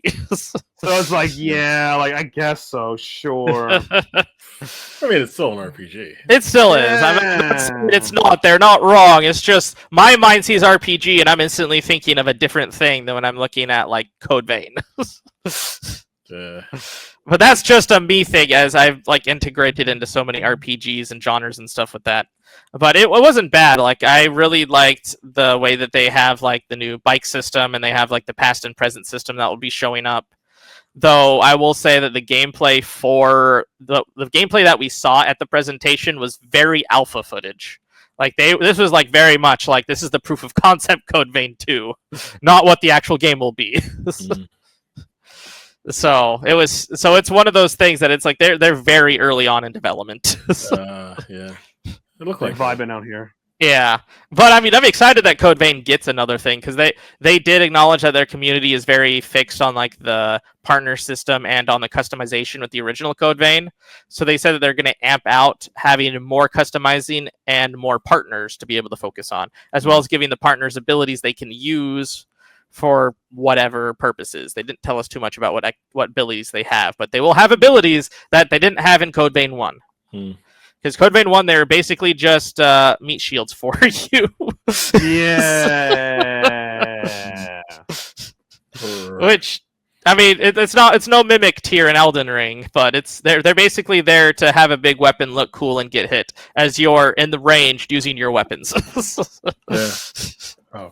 Then the next game that I got to do, this is one I specifically did because Keith wanted to do a whole thing with Baron that you can see on our YouTube right now, was a game called Toa and the the Guardians of the Sacred Tree. Yeah. And this is like a roguelike experience adventure, and it's really interesting in the sense that the characters that you choose aren't like your playable characters, but they are like your weapon and your magic abilities. So you have one person that uses all their physical abilities, and then you have one person in your party that you use as their magical abilities. And you can change whoever it is. so every person, all the sacred guardians have a magic ability and a physical ability, and depending on where you put them in your party, that is basically what you use them for. And the magic person's HP is tied to your MP, and the physical person's HP is tied to your HP. So if you lose all your MP, that means your magic person's dies. If you lose all your HP, your physical person dies. The only way you lose the game is if both of them die. So it was really something that you had to like get your head wrapped around a bit. But it was really interesting, but it also felt a little, I don't want to say it, a little generic at times. I mean, from a roguelite. The sad part is I'm the roguelite guy, and like this is what impresses you: the ability to swap over your two resource pools as damage. You guys, I guess, sure, whatever. I mean, yeah. So it was. I think it was interesting, and it played well, but I do think that it needs to bring more to the table for it to, I guess, thrive in the roguelite experience. It will already probably do better than others just for the sake that it's being published by Bandai Namco, because it'll have a lot more marketing money. But in terms of like it being like an innovator, it needs to do more. Pretty much, yeah. And that was all of our Playdays experience. In terms of the actual games, we also had a fun experience on Sunday where we got to go to the Kojima Productions theater for Death Stranding 2 on the beach. Which was interesting because about 3 blocks away from that was another protest going on at the time. So was that. So that was when the National Guard showed up, by the way. Crazy. So that's when the fire started and all the things were crazy. So that's crazy. So some people skipped out on going because they were worried that if they went to this theater that they were actually going to be locked in the theater because they wouldn't be able to go out because of the protests. I wasn't worried because my hotel was literally across the street from the theater. So... It's like, I'm like, whatever, man. I'm already accepted a danger, whatever, man. Like, yeah. I can walk across the street to go to my hotel. That's fine. But all these other people that have their hotels in like nicer like areas of Los Angeles, it's like, yeah, no, I'm sorry for you. But I really thought that my favorite part of the Kojima thing was actually showing the procedurally generated music that was all about like showing off where like you are on the map with just sound. I think that was a really cool demonstration of showing it to like not be something that like just clutters a UI element. It's just a way to show like you're getting closer or farther away from your destination based on sound itself. Yeah. So I really thought that was cool. I mean, it's just more Death Stranding, but it's gonna have probably a ridiculously bonkers story because it's Kojima. So did you see Pecora there? You know, the bunny VTuber. Was she in the game? Because that's what people like. Oh, Pecora's there. It's time to play the game. You know, this is the real reason to play the game. Yeah. So it was fun. It was definitely a different experience than the first year we went. But I also think that it was a different experience because that first year, Keith and I basically wanted to see everything, so we made appointments for everything. So if anything ever came up that we didn't see, we wouldn't have time to go look at it. But we tried to be a little more dynamic this time because like we don't want to have that experience again where we're just going to appointment to appointment to appointment to appointment. Yeah. We wanted to have like some leniency in case we wanted to see something that we didn't get to see, or like for the Crimson Desert purposes, if we wanted to go to a game that didn't have appointments for some whatever reason. That and Bethesda weren't taking appointments either. You just basically showed up and asked if they had time for an interview or if they had time to show you the Fallout 76 updates. Which I mean, some people love Fallout 76, but I don't really care for a fishing update personally. Me neither. Yeah. It's just weird, you know? Like, yeah, it feels like they're just trying a little too hard. I'm surprised they even had a booth to do that with, but it was actually a cool booth because you actually got like gifts and stuff because they had an actual fishing place set up. But at the same time, I wasn't interested because it's Fallout 76. Yeah, it's just mostly for the marketing. Yeah, pretty much. So yeah, this was a lot easier on Keith and our schedules as well as our feet. I also met because we weren't basically going back and forth everywhere. We didn't have to walk as much, and all the places that we actually had purpose, or we'd sometimes actually go to the media lounge on some of our off time and actually write stuff up. I was able to write like 2 articles at Summer Game Fest, which was great. I couldn't do that last year. Oh man. So That's the opposite of me. I prefer walking around forever, but you know, it's all that. Yeah. I don't. Yeah, all the years, I've been in the years of living in a walkable area, so I was like, yeah, I'm That's used to fair. You live in a very walkable area as opposed to me. Yeah, yeah, it's like But yeah, that's the Summer Game Fest. I'm sure Keith would have different things to say. Yeah, he wouldn't be like, man, this is the greatest roguelike ever. I'm like, okay. He wasn't there. So. He was doing a video with Baron while I was doing that. Yeah, exactly. Yeah. Oh god, that sounds fun. So I guess it's time for me and Kevin to talk about. It's been a while, and we probably do a light update. I don't know. It's time for the state of fighting games. Where are we at with fighting games? We got Street Fighter 6 on the Nintendo Switch 2. Yeah, don't worry about that. We got Marvel Tōkon. We got Marvel Tōkon. So there's like.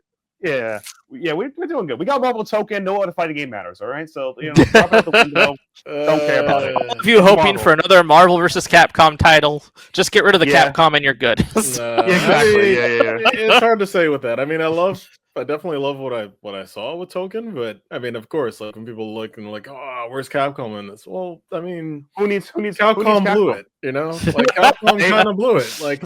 Sure, they brought back Marvel vs. Capcom arcade classics. Everyone, which I think that was a counter move because they knew what happened. You know, they want to be paranoid. Like, that's weird. Why'd you brought this back? Since when you cared about it? It's because we want to actually ruin the scalper market on all of the Marvel vs. Capcom games.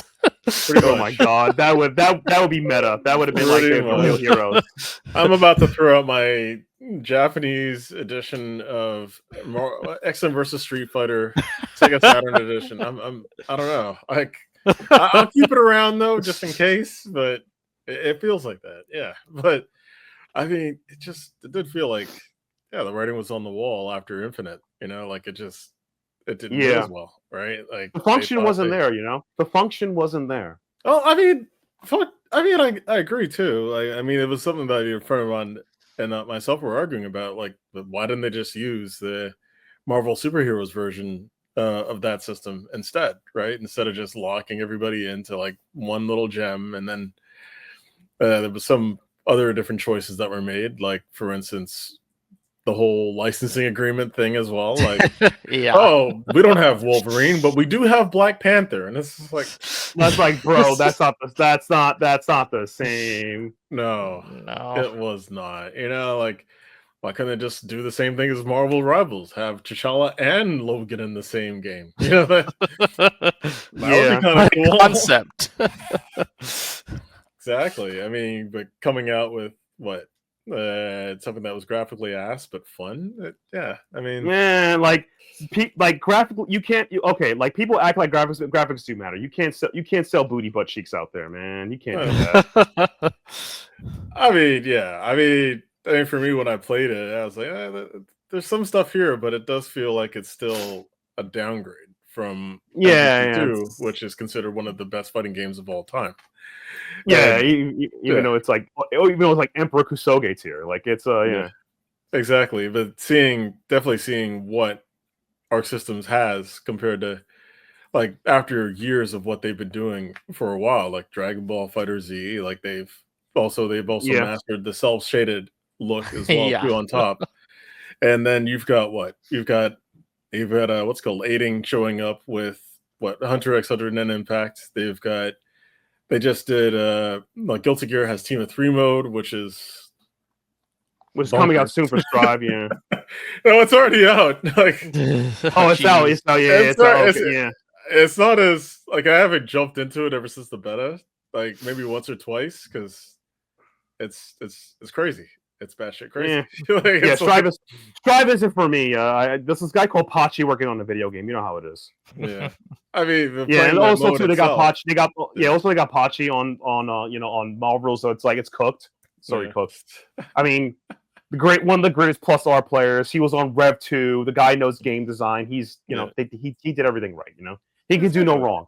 No, he can't. Like I'm not even joking about that part. He can really do no wrong. He could Yeah, exactly. But 4 characters, like, how are they gonna balance that out? Like, I mean, everybody who gets the 4. I mean, the thing is that it seems like it's one giant life bar, like what people are suggesting, maybe one giant life bar. Some people might say it might be like, it's really just one character and 3 assists, something like that, and then you could tag it, use the same life bar.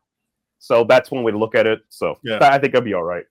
But yeah, some of the designs I think are really cool. So yeah, Marvel Tōkon battle.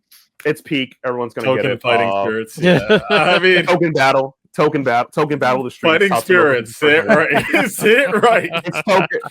It's not a spirit. It's not fighting spirits. That's what it means. It's token battle. It's token battle arena. Tatsunoko versus Capcom. The Fighting Millennium of 2047 in the streets. Real Bout Edition. That's the name of the game. All right. That's the real name of the game. All right. We know what the game is called. Got to say the whole thing like a Tribe Called Quest. That is not the whole thing. That is the whole thing. That is the whole thing. Yeah, that's the title of the game. But that game. I love the decisions. So, like, I definitely love what they did, though. Like some of the decisions they made, like especially when they're like doing some scenes transitions during a fight. That's crazy. Like, oh yeah, let me just throw Miss Marvel into this debris. Oh, the debris explodes. It's like, I'm waiting to see what they'll do if they bring it back. I don't know, like the power plant stage from X-Men versus Street Fighter, and they that their own take on it. Let's see if the fire trucks will come in like right after that hits.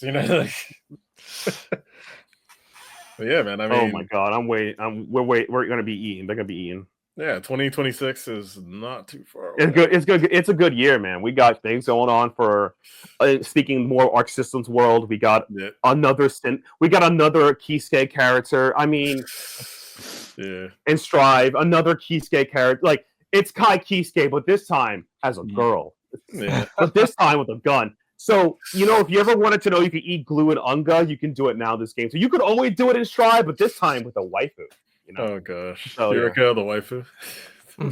Yeah, I mean, why not? I mean, look, if people are gonna say Baiken's a waifu, why not? It's a term now. Throw it on anybody. Baiken is a waifu, okay? Baiken is not wife material, bro. Okay. She's got a big ass thigh. She's got one arm. She's got one eye. She got hair. It's like wild. My brother in Christ, that woman is not going to be loving you. She's got some good. That woman would kill you, and then like call you trash when everybody's spitting your face. I mean, that's what makes some people waifus for some people. You have to remember. Exactly. So you just want to get beat up on? Okay, just go down the street. There's a couple of guys that do it for free and rob you. Okay, just go down the street and do that. Okay. If they were a couple of girls, maybe he would. Oh yeah, God. She's got chain and whips. Come on. She got chain and whips. Yeah, S&M for the kiddies. That's what kids want. That's what the streets. Exactly. Baiken is awesome. Like, she's not, but she's like a waifu. Like, no, that's not a waifu. My God, that woman's gonna hurt you so bad. That's a good waifu. That's a good wife. All right, man. To each their own hospital bills. All right. Hey, I'm Canadian, so free healthcare. Okay. All the hospital bills are moot. Exactly. All hospital bills are moot. But jokingly, like, oh god, like the new character in Strive. I played it for like 2 hours and I fell asleep. It's not for me, but I see the appeal. Yeah, I mean, it's just not. It's not really interesting. It's like a variant of Kai Kisuke, which is like, in my opinion, I'll be honest with you. Komoe, I can't wait till he gets fired. I'm not a fan of his character design, the stuff he made. I think Strive is not a great game. I can't wait till he gets fired. He's one of the people that he's almost Ono tier for me. Like how disappointed he made me feel about Strive. I like Strive, but I mean, like some. But I mean, fun of, like plus R and Rev 2 are like okay, but it's like I'm sorry, like It doesn't matter who you play. It's wall break mix up. There's no other like game loop besides that. There is like corner characters aren't that strong. You can't do real good counterplay. Like I don't even care about the time where Captain Chaos was busted, or even when Yuki was king of spinning. I don't care about that. That's typical fighting games. So like the overall loop of the game design is like we make characters unique. You know, when Venom came out, Venom is just a copy pasta of what he was in Rev 2 with some new animations, and they just gave him a command throw. I'm like you lazy bum. Like, get out of here. Come on, they gave Biken a string that attaches onto you while you're doing that. They got Chip. Chip's got a line thing now that you just shoot up on a type room. Because they can't give him corner combos, because they can't give him corner mix because the wall set up. So they give him something like almost kind of useless. And the thing about Biken is like, because we don't like alpha counters, we guess we have to give her like one counter and a string setup combo, and that's really in a grab loop thing. Like, I guess so, sure. I mean, I think the Anji idea is kind of cool, but it's Anji's like, I don't know, spin to win. Where's my guard points, man? Like, anywho, it's Strive. Like, my honest opinion is that I want Strive to be over with so they can make a Strive 2. And I hope Komone's not on it. I'm tired of Strive. Good luck. I want the sequel because it's like this game needs a huge upgrade across the board, like from mechanics to the lobby and everything. But like, I'm hoping this is the final season for Strive, and then we get a Strive 2 like 2 years later. That's actually my hope. That's my hope. Season 5's coming. That's the thing. The season 5's coming. They verified it. They verified it.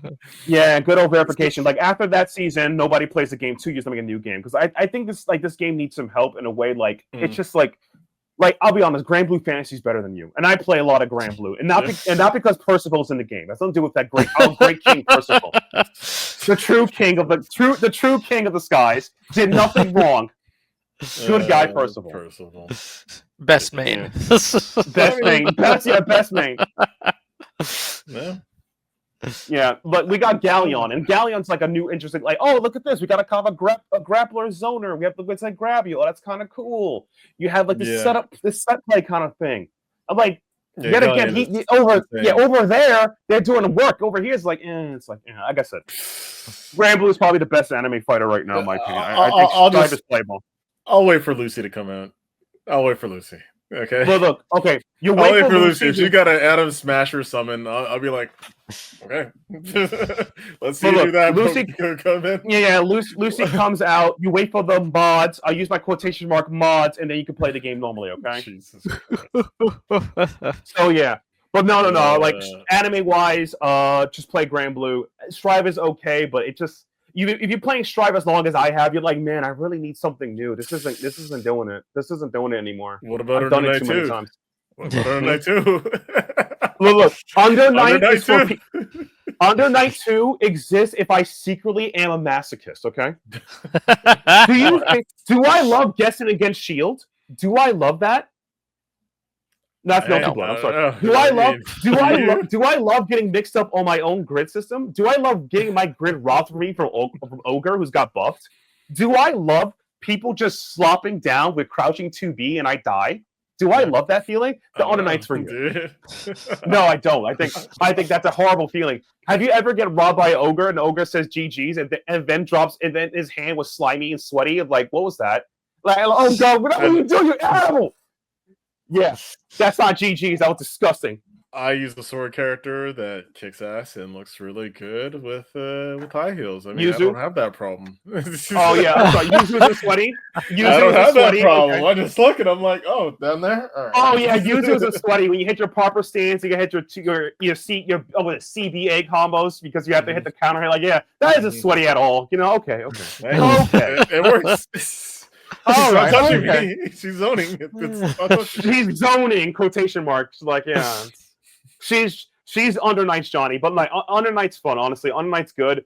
I'm surprised that game's still getting love and played in tournaments. I'm happy for them. Yeah. I feel like what happened is like after people got disappointed with Melty Blood type Lumina, everyone just jumped on Uni. I don't mean to insult to Melty Blood, but everyone got back on Uni. Yeah. That's what happened. Also, the music is dope in Uni. Oh yeah. Oh, French bread knows what they're doing, man. Yeah, I know what they're doing. They Kamo is a genius. No, sorry, forgot his name. I forgot this developer from Melty Blood. He's an effing Wi-Fi player. Forgot his name. God, the GOAT. He made Melty bad on purpose so everyone could play at uni. He's so smart. Big brain. Giga stuff. Giga. What? He did that. So smart of him. Proud of him. I don't know. Oh God, that's conspiracy theory of the week, man. Let me know if you think that way. Anywhere, comments, the likes, whatever. This is uploaded. Let me know. And then we have to talk about another versus fighting game. Invincible. Invincible. Oh, I yeah. didn't watch too much of it, but I mean, I'm not feeling it. I'm not feeling it. No, it's giving me the same problem. It's literally Injustice meets Mortal Kombat meets what? No, all right, okay, so one of the battle directors is Rip from Tekken, jokingly, Rip. But the problem with the game, I feel like, is like it's suffering from the same problem that Skullgirls have, plus or minus Mike Z. However you feel about that, okay? Leave it as you do. So Skullgirls focus heavily on mix-ups and using resources to do infinite loops forever. Because this game's combo system is based on what you hit, you have to optimize everything you do. So basically, you can hit like 3 heavies at once, but you're out of meter. So basically, you'll be doing like light, medium, heavy reset, light, medium, heavy reset, heavy, light, medium reset to continue keep playing the game because once your meter can't do anything. It is simplified. I don't care if the fighting games are simplified because some of the best fighting games that came out, in my opinion, have been simplified. I feel like the Persona Arena series are fantastic fighting games and are simplified. Cross tag is simplified, but it's a war crime because unblockables. Like, look at you not even admitting it. You know those war crimes. Like, yeah, I got double laser from behind, and then Adachi just threw me in a corner and I died. You know, that was fair. I love it. I'm having good times. But unironically, like it's a feature. It's not a bug. It's a feature. It's a feature. Yeah. GG is a feature. When you spit in your face. Yeah, that's a feature. It's an incredible feature. Yeah, it's a incredible feature. But unironically, like, simplified fighters don't bother me. They're bad. I think that it's more of the system they're around. Like, again, Persona Arena is really good. I think Grand Blue is very easy to play, and it's a really good game. I think at its core, Dragon Ball FighterZ is easy to play a little bit so you learn it. Yeah, but it's like it's not about this, but the system behind it. Yeah. So it's like I think the system behind it that your attacks and meters are tied to a meter that reduces you. That's kind of unfun because that's the same problem that happened in games like you probably know is Art of Fighting. Yeah, Art of Fighting. Yeah, definitely. And that was something that I was looking at before too. I was like, wait a second, I've seen this before. This might not work very well. Like you're just there and you're getting like mashed by Omni-Man, and all of a sudden you try to get yourself out with the combo, but and then you get stuck because you don't have the resources. Because there's like 2 more guys to the left. Like, yeah, exactly. Yeah, it's brutal. So that's just my opinion. I think like I think it could be better how the resources work, but I'm worried. That's my current worry. That's your worry. Yeah. That's about it. I mean, that's fair. Yeah, that's fair. I mean, at first, it's a lot better than you coming in and saying, "Oh, it's an Amazon game." So no. I mean, it is an Amazon game. Dance on this that one. Was your first stance. I remember. No. By the way, that is the OG stance. It's an Amazon game, and then that's it. Once you say that, like, what do you mean? Then you go into why the game isn't good. And also, it's an Amazon game. So you see how that works on it? It's that and an Amazon game. So it's who you're talking to. It's like, wait, I don't play fighting games. What's Gitsili's talking about? Oh, it's an Amazon game. See? You get them on both ends. Both ends. Both ends. I mean, if this is it, then I don't. I guess. I mean, sure. Then if this is what's going to be released, I might not worry too much about 2XKO then. No. I might not worry too much about 2XKO. Well, 2XKO has been in lockdown, and I feel a lot of people are dooming 2XKO because Marvel, Match the Millennium, Token Vital Extreme, Art of the Streets, Fatal Fury, Wildman Edition, its champion version is coming out. They're worried about that, and 2XKO is dead because of it. You're right. I mean, I feel like that's messed up. I think 2XKO is going to have a problem because it's going to be a free-to-play fighter to get people continuous playing it. And free-to-play games generally have to do a lot of different ways to get people continue engaging in it. Exactly. I mean, Marvel yeah. first. What's it called Multiverses is a definite example of that, right? I mean, sure, Yeah. you can throw it on a battle pass and say, "All right, yeah, you have to do this to get Joker. You have to do that to get Agent Smith." But I mean, it's not like having to stick around for that, and especially the fact that you're only launching with what I think they were aiming for, like 10 characters in a tag fighter. Yeah, that's weird. Ridiculous. Like, Yeah, I mean, exactly. it's the same problem that Hunter x Hunter and then Impact might have because they're saying, okay, we've got only 16 guys to show up with. And it's like, no, like you need, like Tekken itself. How many, like I think Tekken itself had what? 30 characters at launch? Yeah. Like right pretty now, much Tekken about. has like, yeah. Oh, 30, yeah.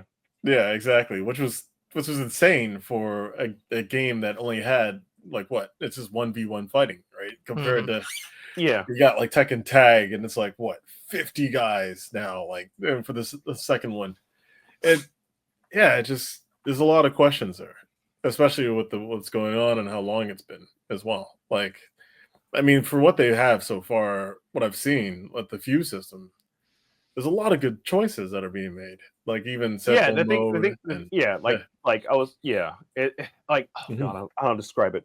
So Yeah. it's like free to play games in general needs ways to hook people in outside the core gameplay. Some of it can be argued predatory, like gotcha games, and some and some of it could just be like how they do it. And I'm going to make a comparison to Marvel Rivals. So Marvel Rivals have a season pass. Outside of season pass, occasionally they throw in-game events like mini games or something you can play after it. Another thing they've been doing lately is doing this luxury pass thing that happens like once every 2-3 weeks in a season. You pay like an extra $10 to $15, and then you can unlock a whole bunch of skins or whatever. Yeah. How do you implement this for a fighting game? I don't know. And we've seen, as you said, multiverse. That didn't work out well. No. And for those who enjoy the game, go like playing it. Yeah, I mean, you get. What I'm saying. If they were trying to do something like. But actually, no, that's a terrible example. I was going to say pretty much Street Fighter V system where No, I'm saying not the system itself, not the engine, not the battle system, definitely not the graphics. Fuck that. We're saying how they did it with the fight money, where it's like, oh shoot, you know what? I mean, if I kick 20 guys' ass and I get this much, I can literally put that towards actual characters to get in the game. Instead of paying for an actual season pass, which like I know some of my friends were just like, oh, I didn't have to do this, but I still got everything anyway. But I guess in a free to play environment, it'll be twice as hard though because there's no real incentive. No. Right, and another issue with that is I think because of that Street Fighter 6 like Capcom buck system, they kind of had to stop that because they saw people did that at Street Fighter 5 a lot. I mean, in my opinion, the people in Street Fighter 5 that grinded it out, that never had to buy a season pass after I think Arcade Edition, I think it was, or was it a Champion Edition? It was like a second or third update. That makes up like less than 15% of the people who are grinding that game. Yeah. But Capcom want to stop you from anyway, just because trade winning and all that stuff, or people maining Ken and making top position, then telling everybody they're scrubs, and then saying trouble think about their mother, and then talk to them in their face. That whole thing that was horrible. Or probably just cheap out with Rose and just use satellite and just get them in the corner and hold the game hostage for 40 seconds. Which, by the way. To this day, people I hate Dhalsim being a zoner. Me, have you ever seen Rose hold a game hostage before? Yeah. Everyone held hostage by Rose. This is nothing. They gave her satellites. When they gave her satellites, it was done. It was like, I got you. Soul power. Yeah. Soul power. It's soul power. I'm surprised they didn't do that, and she tried to get an afro, and that would have been all right. But that would have been probably too offensive because Minot's there. But God, afro. That would have been too much.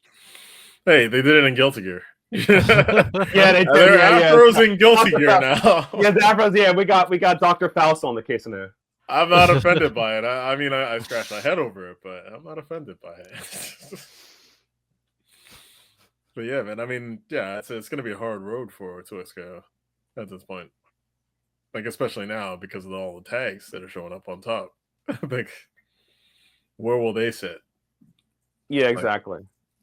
I mean, my take is I hope like I personally don't think like because of like jokingly the fighting is like look, I know people want to see it, but like Marvel superheroes versus Arc Systems versus Marvel versus themselves in Match the Millennium 2096 versus Tatsunoko in the token battle spirits of our fighting Lord Jesus Christ. That's not going to kill 2XKO.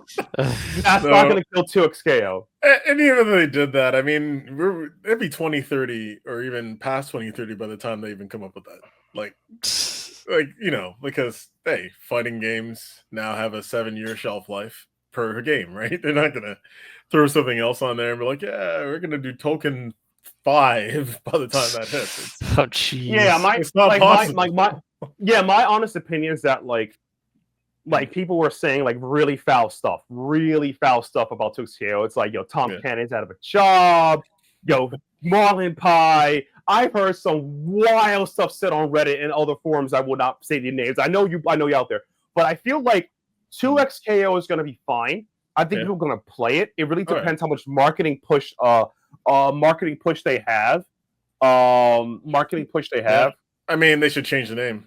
I'd say, like, League of Legends 2XKO would be a lot more smart. Or just put LOL 2XKO. It'd be like a whole. Oh my gosh! Exactly. Yeah, 2XKO. LOL. I'm looking forward to that. So. I mean, hey, if they keep this up, they might have a better shot than Capcom versus SNK 3. Yeah, basically. But like everybody's thinking, that's it. Yeah. And this is my honest opinion, though. I actually am looking forward to 2XKO because I want to actually see how that would play with 2 people in one control, like the old-fashioned days, like playing with your homies. I want to try that mechanic out. It'd be really fun. I want to blame my teammate for when I lose, like in Marvel Rivals. Oh, I want to blame that one person who decided to pick Thor when we needed Magneto. It's Mag freaking Nito. I know what you did, that man. You let me down. I was gonna hit GM1 last night, but no, you picked Thor. That was probably one of the fun things I liked about it. Like when you're like even in the lobby and you're fighting against, like, you're even in a handicap match and we're like, you got 2 guys. And therefore, you're fighting against them by yourself, and you're just like manhandling one of them, and then after you see them trying to do the handshake, and it's just like, no, that's not happening right now. Yeah. You're like, snap. I'm looking forward to that. Yeah. And as you made a mention to Capcom versus SNK 3, SNK is it seems like they're not doing great. I mean, we don't like a perception wise. Oh yeah, I mean, the sales didn't look as good as they expected. Like which was pretty crazy, like, especially, and not only that, but like also I think the player count was kind of down compared to it's a bit low for that game, but like compared to like other games, that's like pretty fine because it's like let's be honest, like how many people besides you and me were excited for we've done a review of City of Wolves and we were just gushing about Fatal Fury and people were like, what the f is Fatal Fury?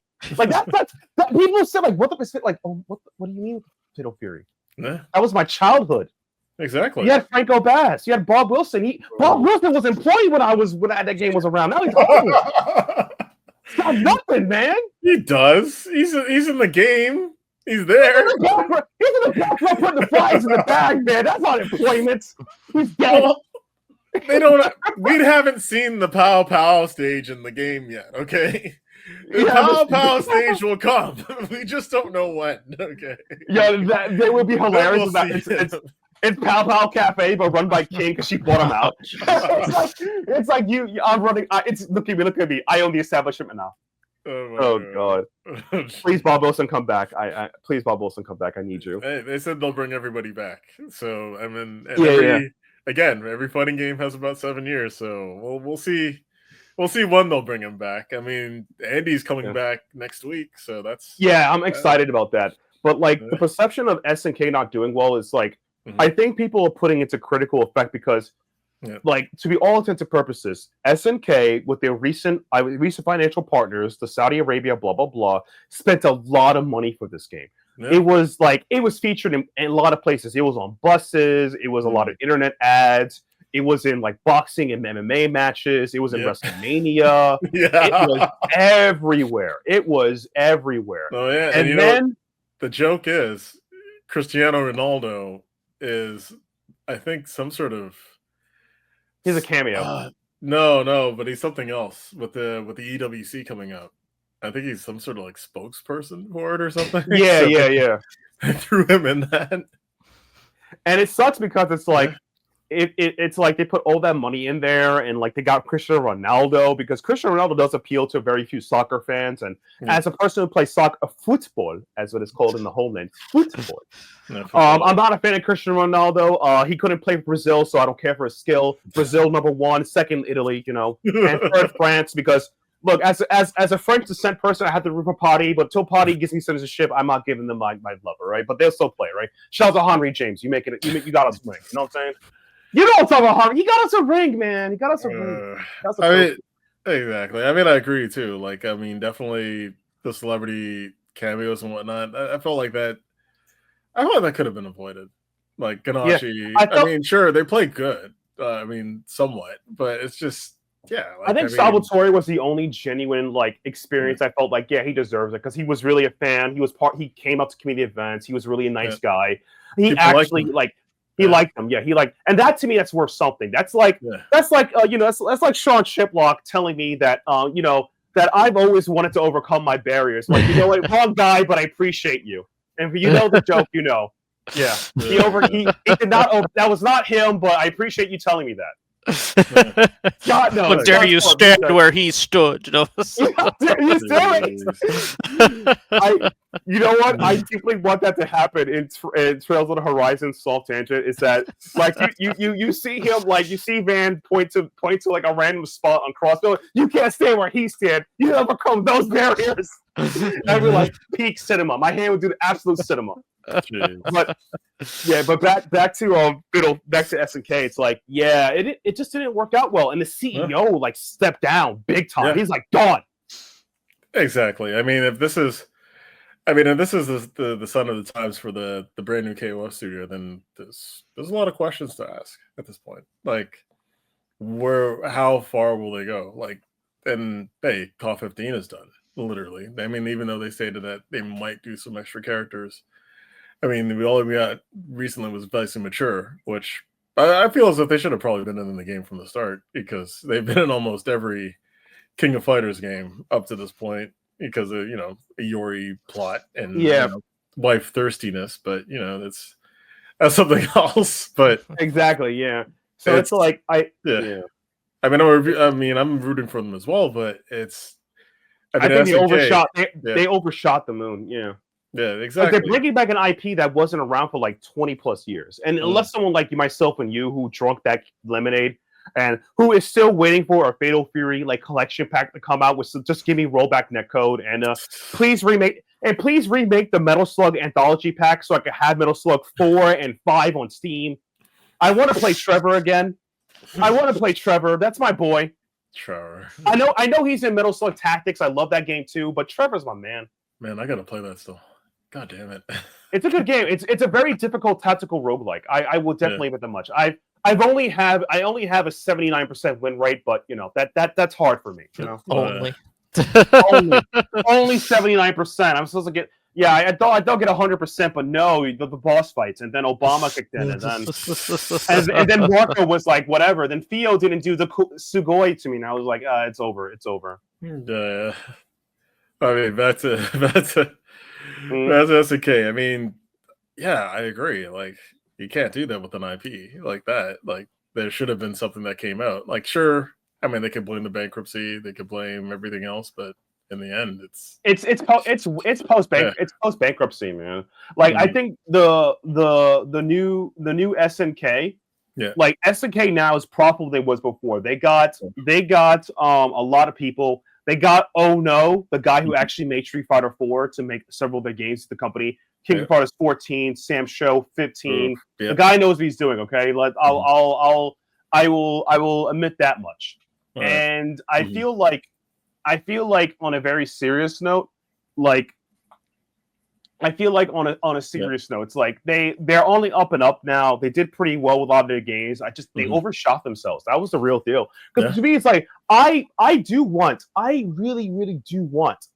want more SNK or more obscure fighting IPs to come out. That's the dream. That's really the dream.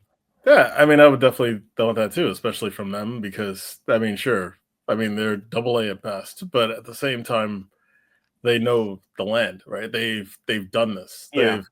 They've been neck and neck with guys like Capcom back in the day, to a point where we were like, whoa, shoot, they finally get a collaboration and they do it, right? They did really well, like especially, well, I mean, Match of the Millennium did very well. Match of the Millennium did well, yeah. Match of the Millennium did well. Yeah. That much we will like. That's just like let's not be shooting lies out here. Okay, that did well. Exactly. I mean, if they did that for what they were supposed to do instead of Chaos, I mean, it'd be great as well, right? But like they didn't. So it's like especially with the new stuff that they're about to come up with right now, like they've got Samurai Showdown, the RPG that's supposed to show up. They've got Art of Fighting. Yeah. And it feels like if Art of Fighting goes down this path, like there's definitely there's things that need to be brought to question. Like sure, the EWC, even that, like a lot of people were complaining, this is a major for a game that's only been out for 2 months, and you have the qualifiers almost like on a shotgun challenge level. So, okay, we're supposed to have an idea as to if we're going to make it to go to Saudi Arabia, we got to pack up, we got to get everything ready, we got to fly out there and do all sorts of stuff for a major, whereas not much of the data has been in the hands of the players for that long. So there's other things. Like, it's crazy how this was there.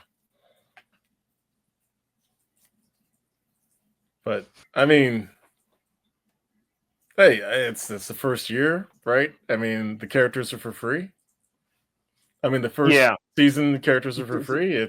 We'll see what happens with it. That's good PR. Yeah, I hope people play the game. Like, I think like on the City of Wolves is a very balanced game. It's very even with like matchups I don't like for certain characters I play, I still feel it's like fair and honest. Except that if T-Zoc. Not T-Zoc. There's other characters matchups I don't like anyone versus Hotoku. Anyone versus Hotoku. That match, she has the fastest wake up in the game. That's just Hotaru. Yeah, Hotaru. Yeah, Hotaru.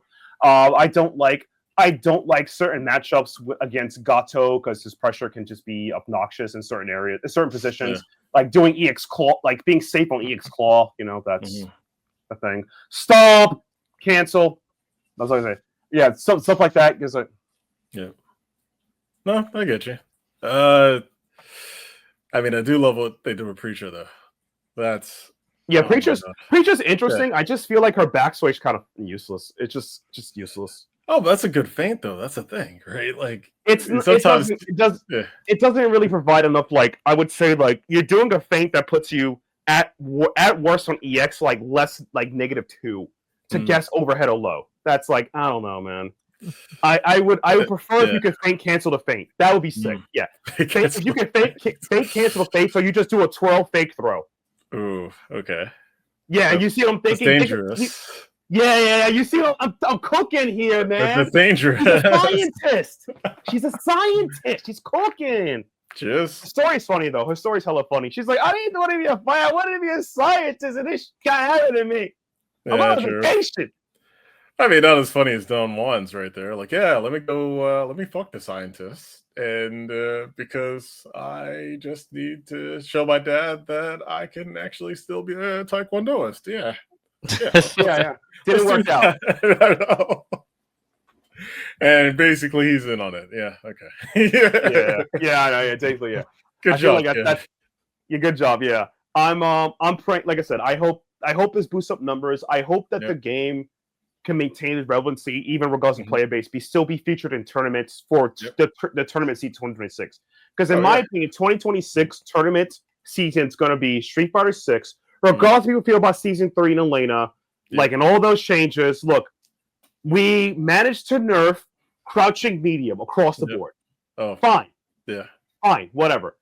We decided to take Manon and shoot her in the head out back because apparently we don't know how to deal with this character. Instead of just just dealing with the metal system, we decided to nerf everything up to her. So Rip Manon. Marissa is is better than trash, and that's about it. That's all you need to know. And Ken's throw loops. It was never about the throw loops. Okay, it was about the mix. Okay, he maintained the mix but lost the throw loops.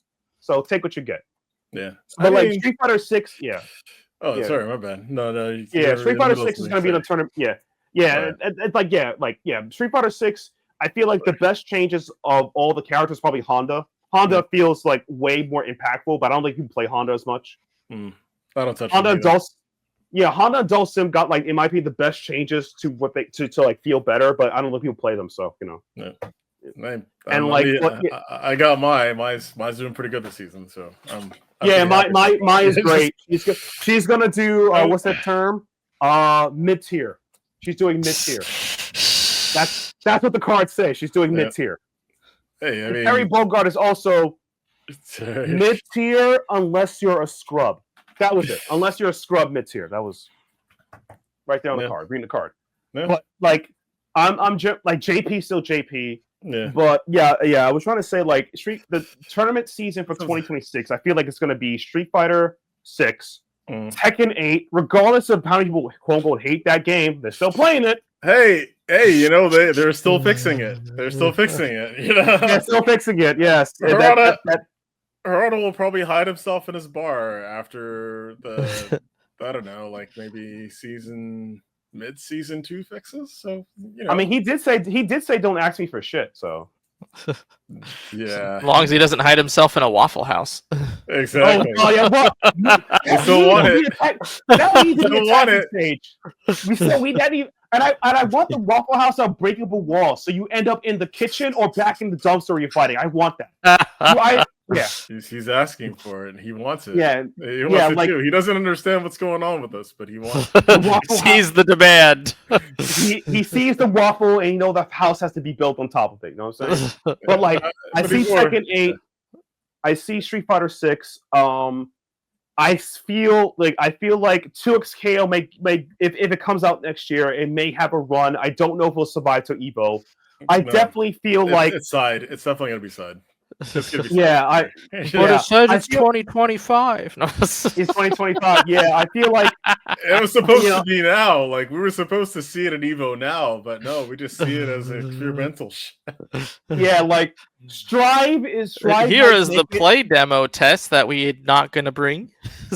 Exactly. Yeah. I see Strive as a maybe depending on the scene. Like it will probably be there, but because it's the most staple. Uni and Grand Blue Fantasy Rising with a fight for a second spot. They might have to fight each other for that. Which I think is not fair. Huh? Grand Blue's gonna take that. I feel. You think Grand Blue's gonna take it? You people love Galleon that much? Hey, look what happened this time, right? They exactly, yeah. They literally showed up with what? The Grand Blue and and Under Night. They showed up as like two of the representatives of ARC, almost like exactly, gear. And it's just like. We're still here. We're still here. You're still here. Yeah. Like, I jokingly want both of them to be there. I want 3 anime games, but they're not going to give us that. I expect praying City of Wolves survive to be at Evo next year. I don't know. Again, it depends how the season plays out. I mean, Ken and Chun-Li, right? I mean, and Mr. Big, Mr. Big, yeah. Tell me, Mr. Big, how you doing, Mr. Big? Yeah, how you doing, Mr. Big? Mr. Big returns, man. Mr. Big returns. He knows Kelly was sleeping with another woman, Oh, God, sorry about that the other day. What do you call it? Yeah, that was a joke, yeah. I got it. I get that. Yeah. I'm sure you never forget. Sorry about that. Yeah, sorry about if you said that. That guy sucks. I'm expecting Marvel match of the Millennium 2005 Capcom edition versus the arcade versus Grand Blue to come out. Token Experience Battle Fighter. I expect that to be there. But they don't even have a launch date though. That's the thing. It doesn't matter. It's gonna be like oh my God, when's like people are screaming when's Marvel and then it'll pop up. That's how it works. It's not coming.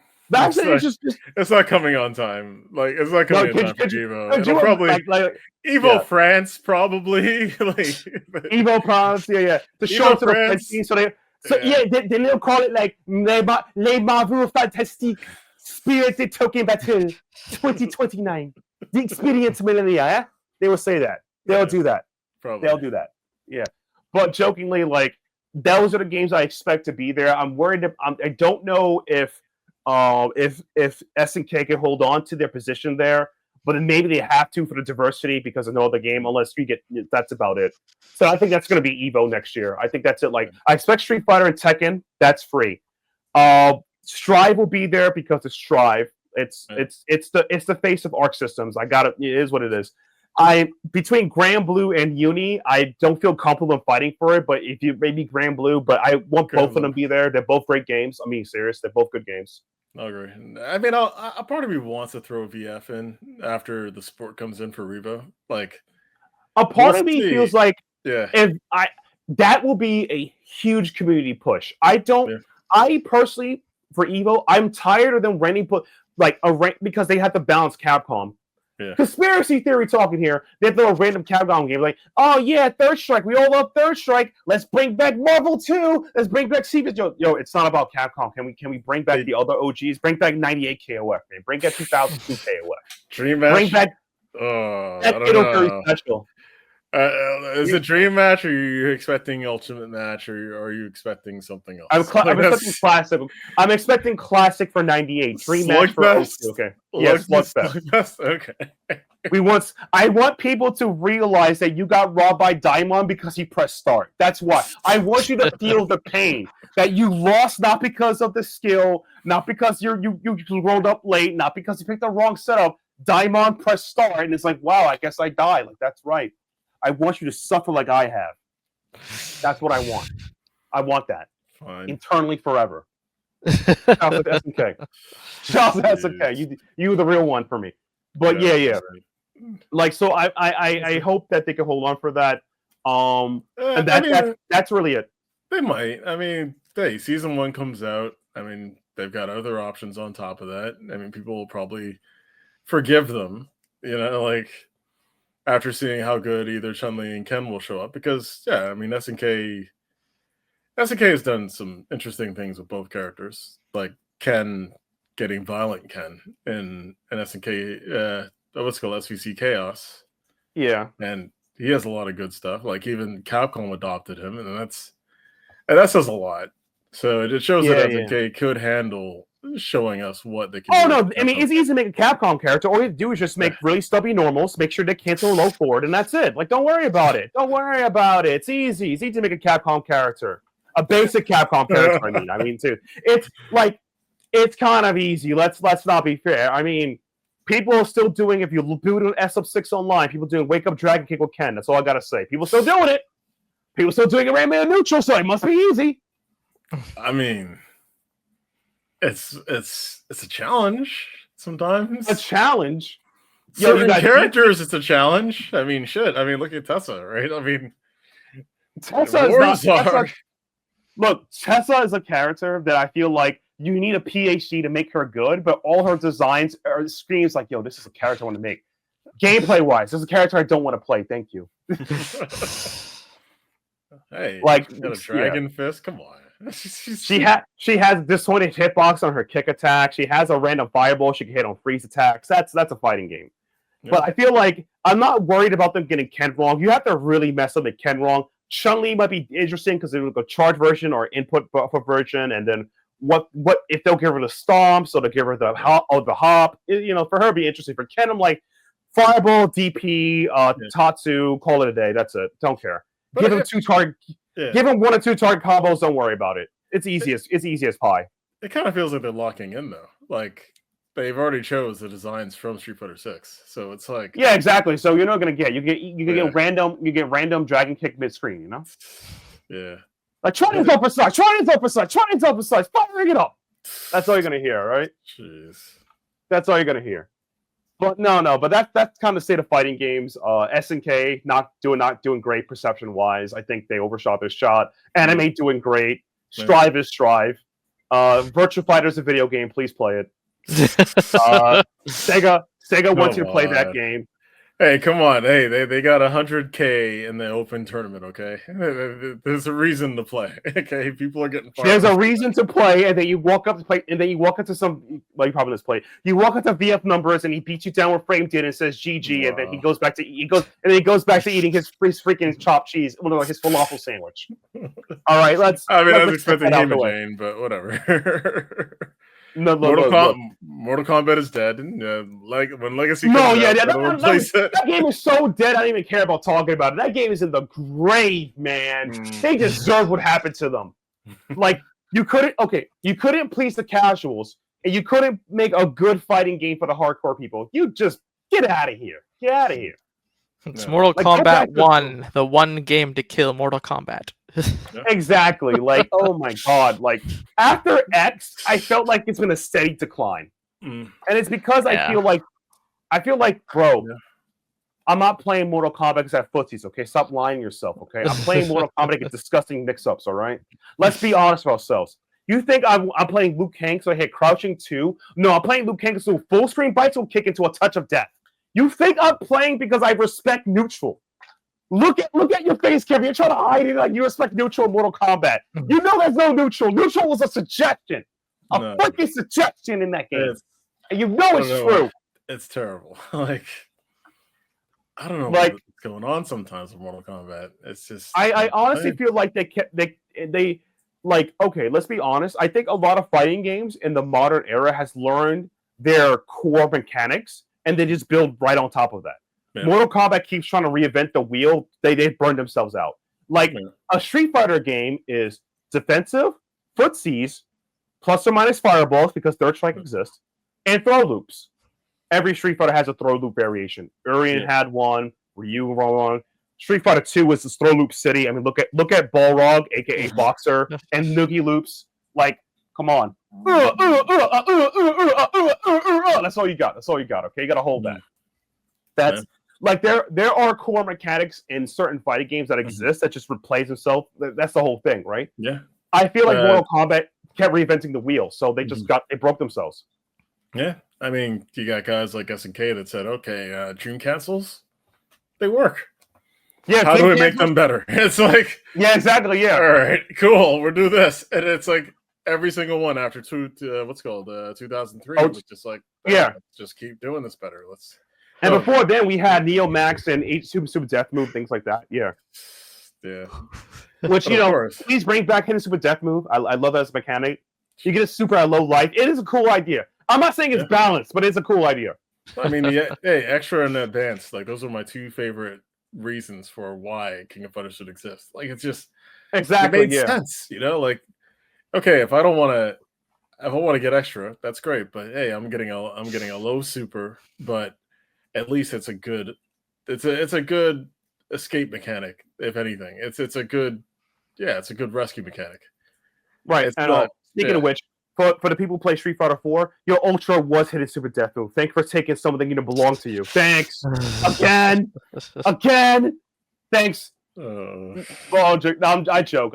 But like Street Fighter 4 is a fighting game that took so many mechanics from other games. It was like a game that had every fighting mechanic that existed to like almost the 2000s when it came out. Almost every mechanic.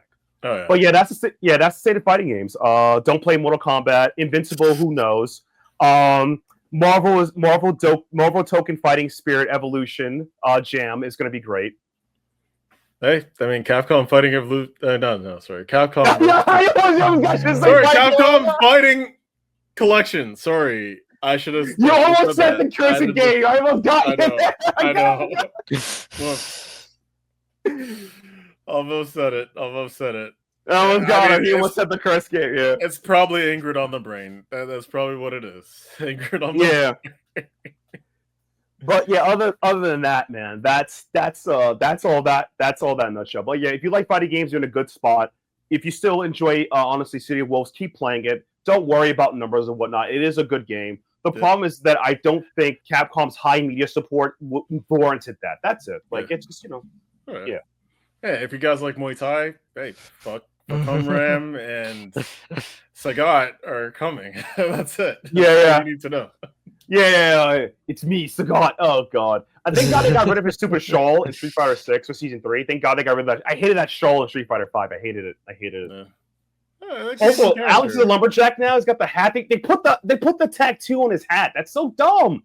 Oh gosh, yeah. That's so dumb. It's like, is he ashamed of his blonde hair? Is he ashamed of the Brooklyn ponytail?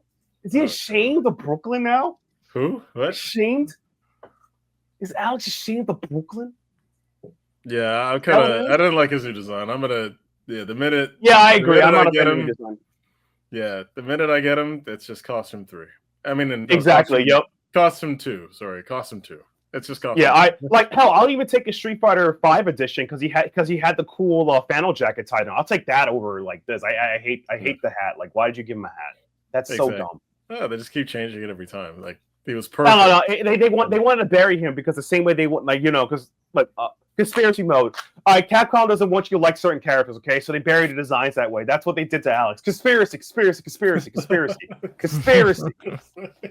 didn't want you to have it. Well, hey, Capcom doesn't want you to like other protagonists in Street Fighter outside of Ryu. So that's why they got these weak-ass ones, okay? That's why Alex I'm not even That's joking. why Abel exists. That's why Kyrie exists. That's why Rashid exists. Rashid is a diversity hire, but he still exists. That's why. Rashid is a person. He's a YouTuber. He's a Strike streamer. He's fighting for the nooks, man. He's got a dive kick. What's not to like? He's got a dive kick. Oh God. He uses technology for his moves, okay? It's terrible. He's AI. He knows the future. He has AI. AI. Oh God. It's sad that him and Crimson are gonna both be in the same game, and it's just gonna be like, can one of their batteries just run out so we could just see what they can really do? And get their ass slapped? God, that's so bad. That's so bad.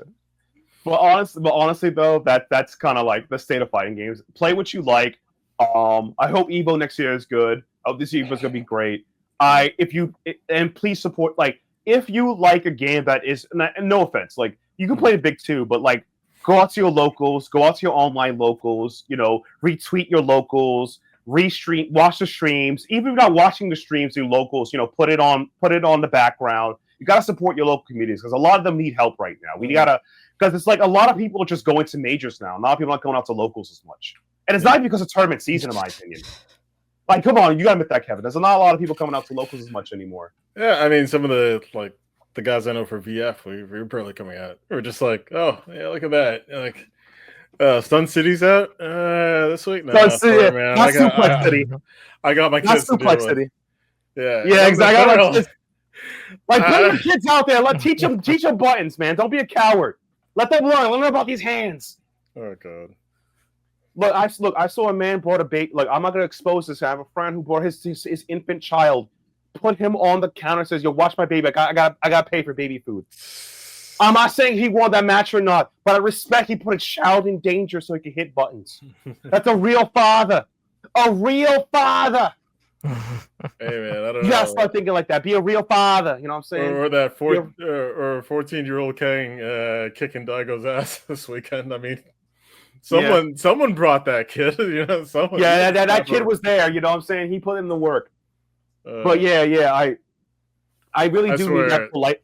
Yeah, I do mean that though. Like, state of fighting games, play what you play. Please come out to your locals, support your locals, watch their streams, retweet them.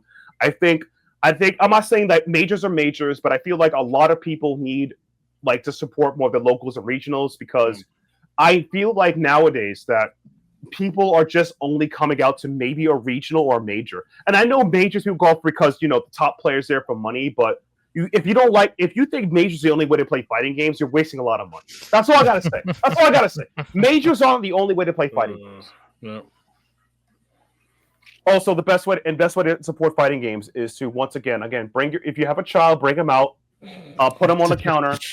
Bet them, money match your baby. Like, I bet my baby for $20. Let's go. You need to start gambling. You need start them young. Start them young.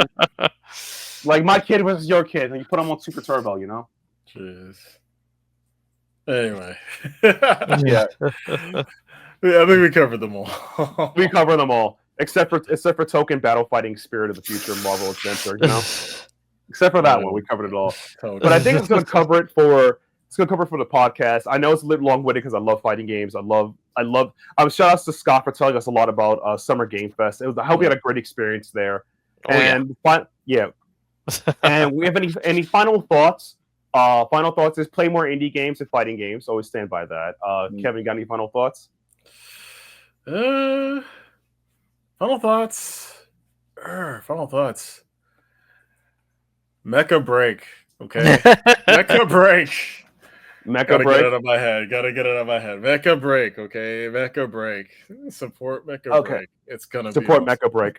All right. And you're saying it's not because you're a Capcom fighting game jam evolution fan, huh? No.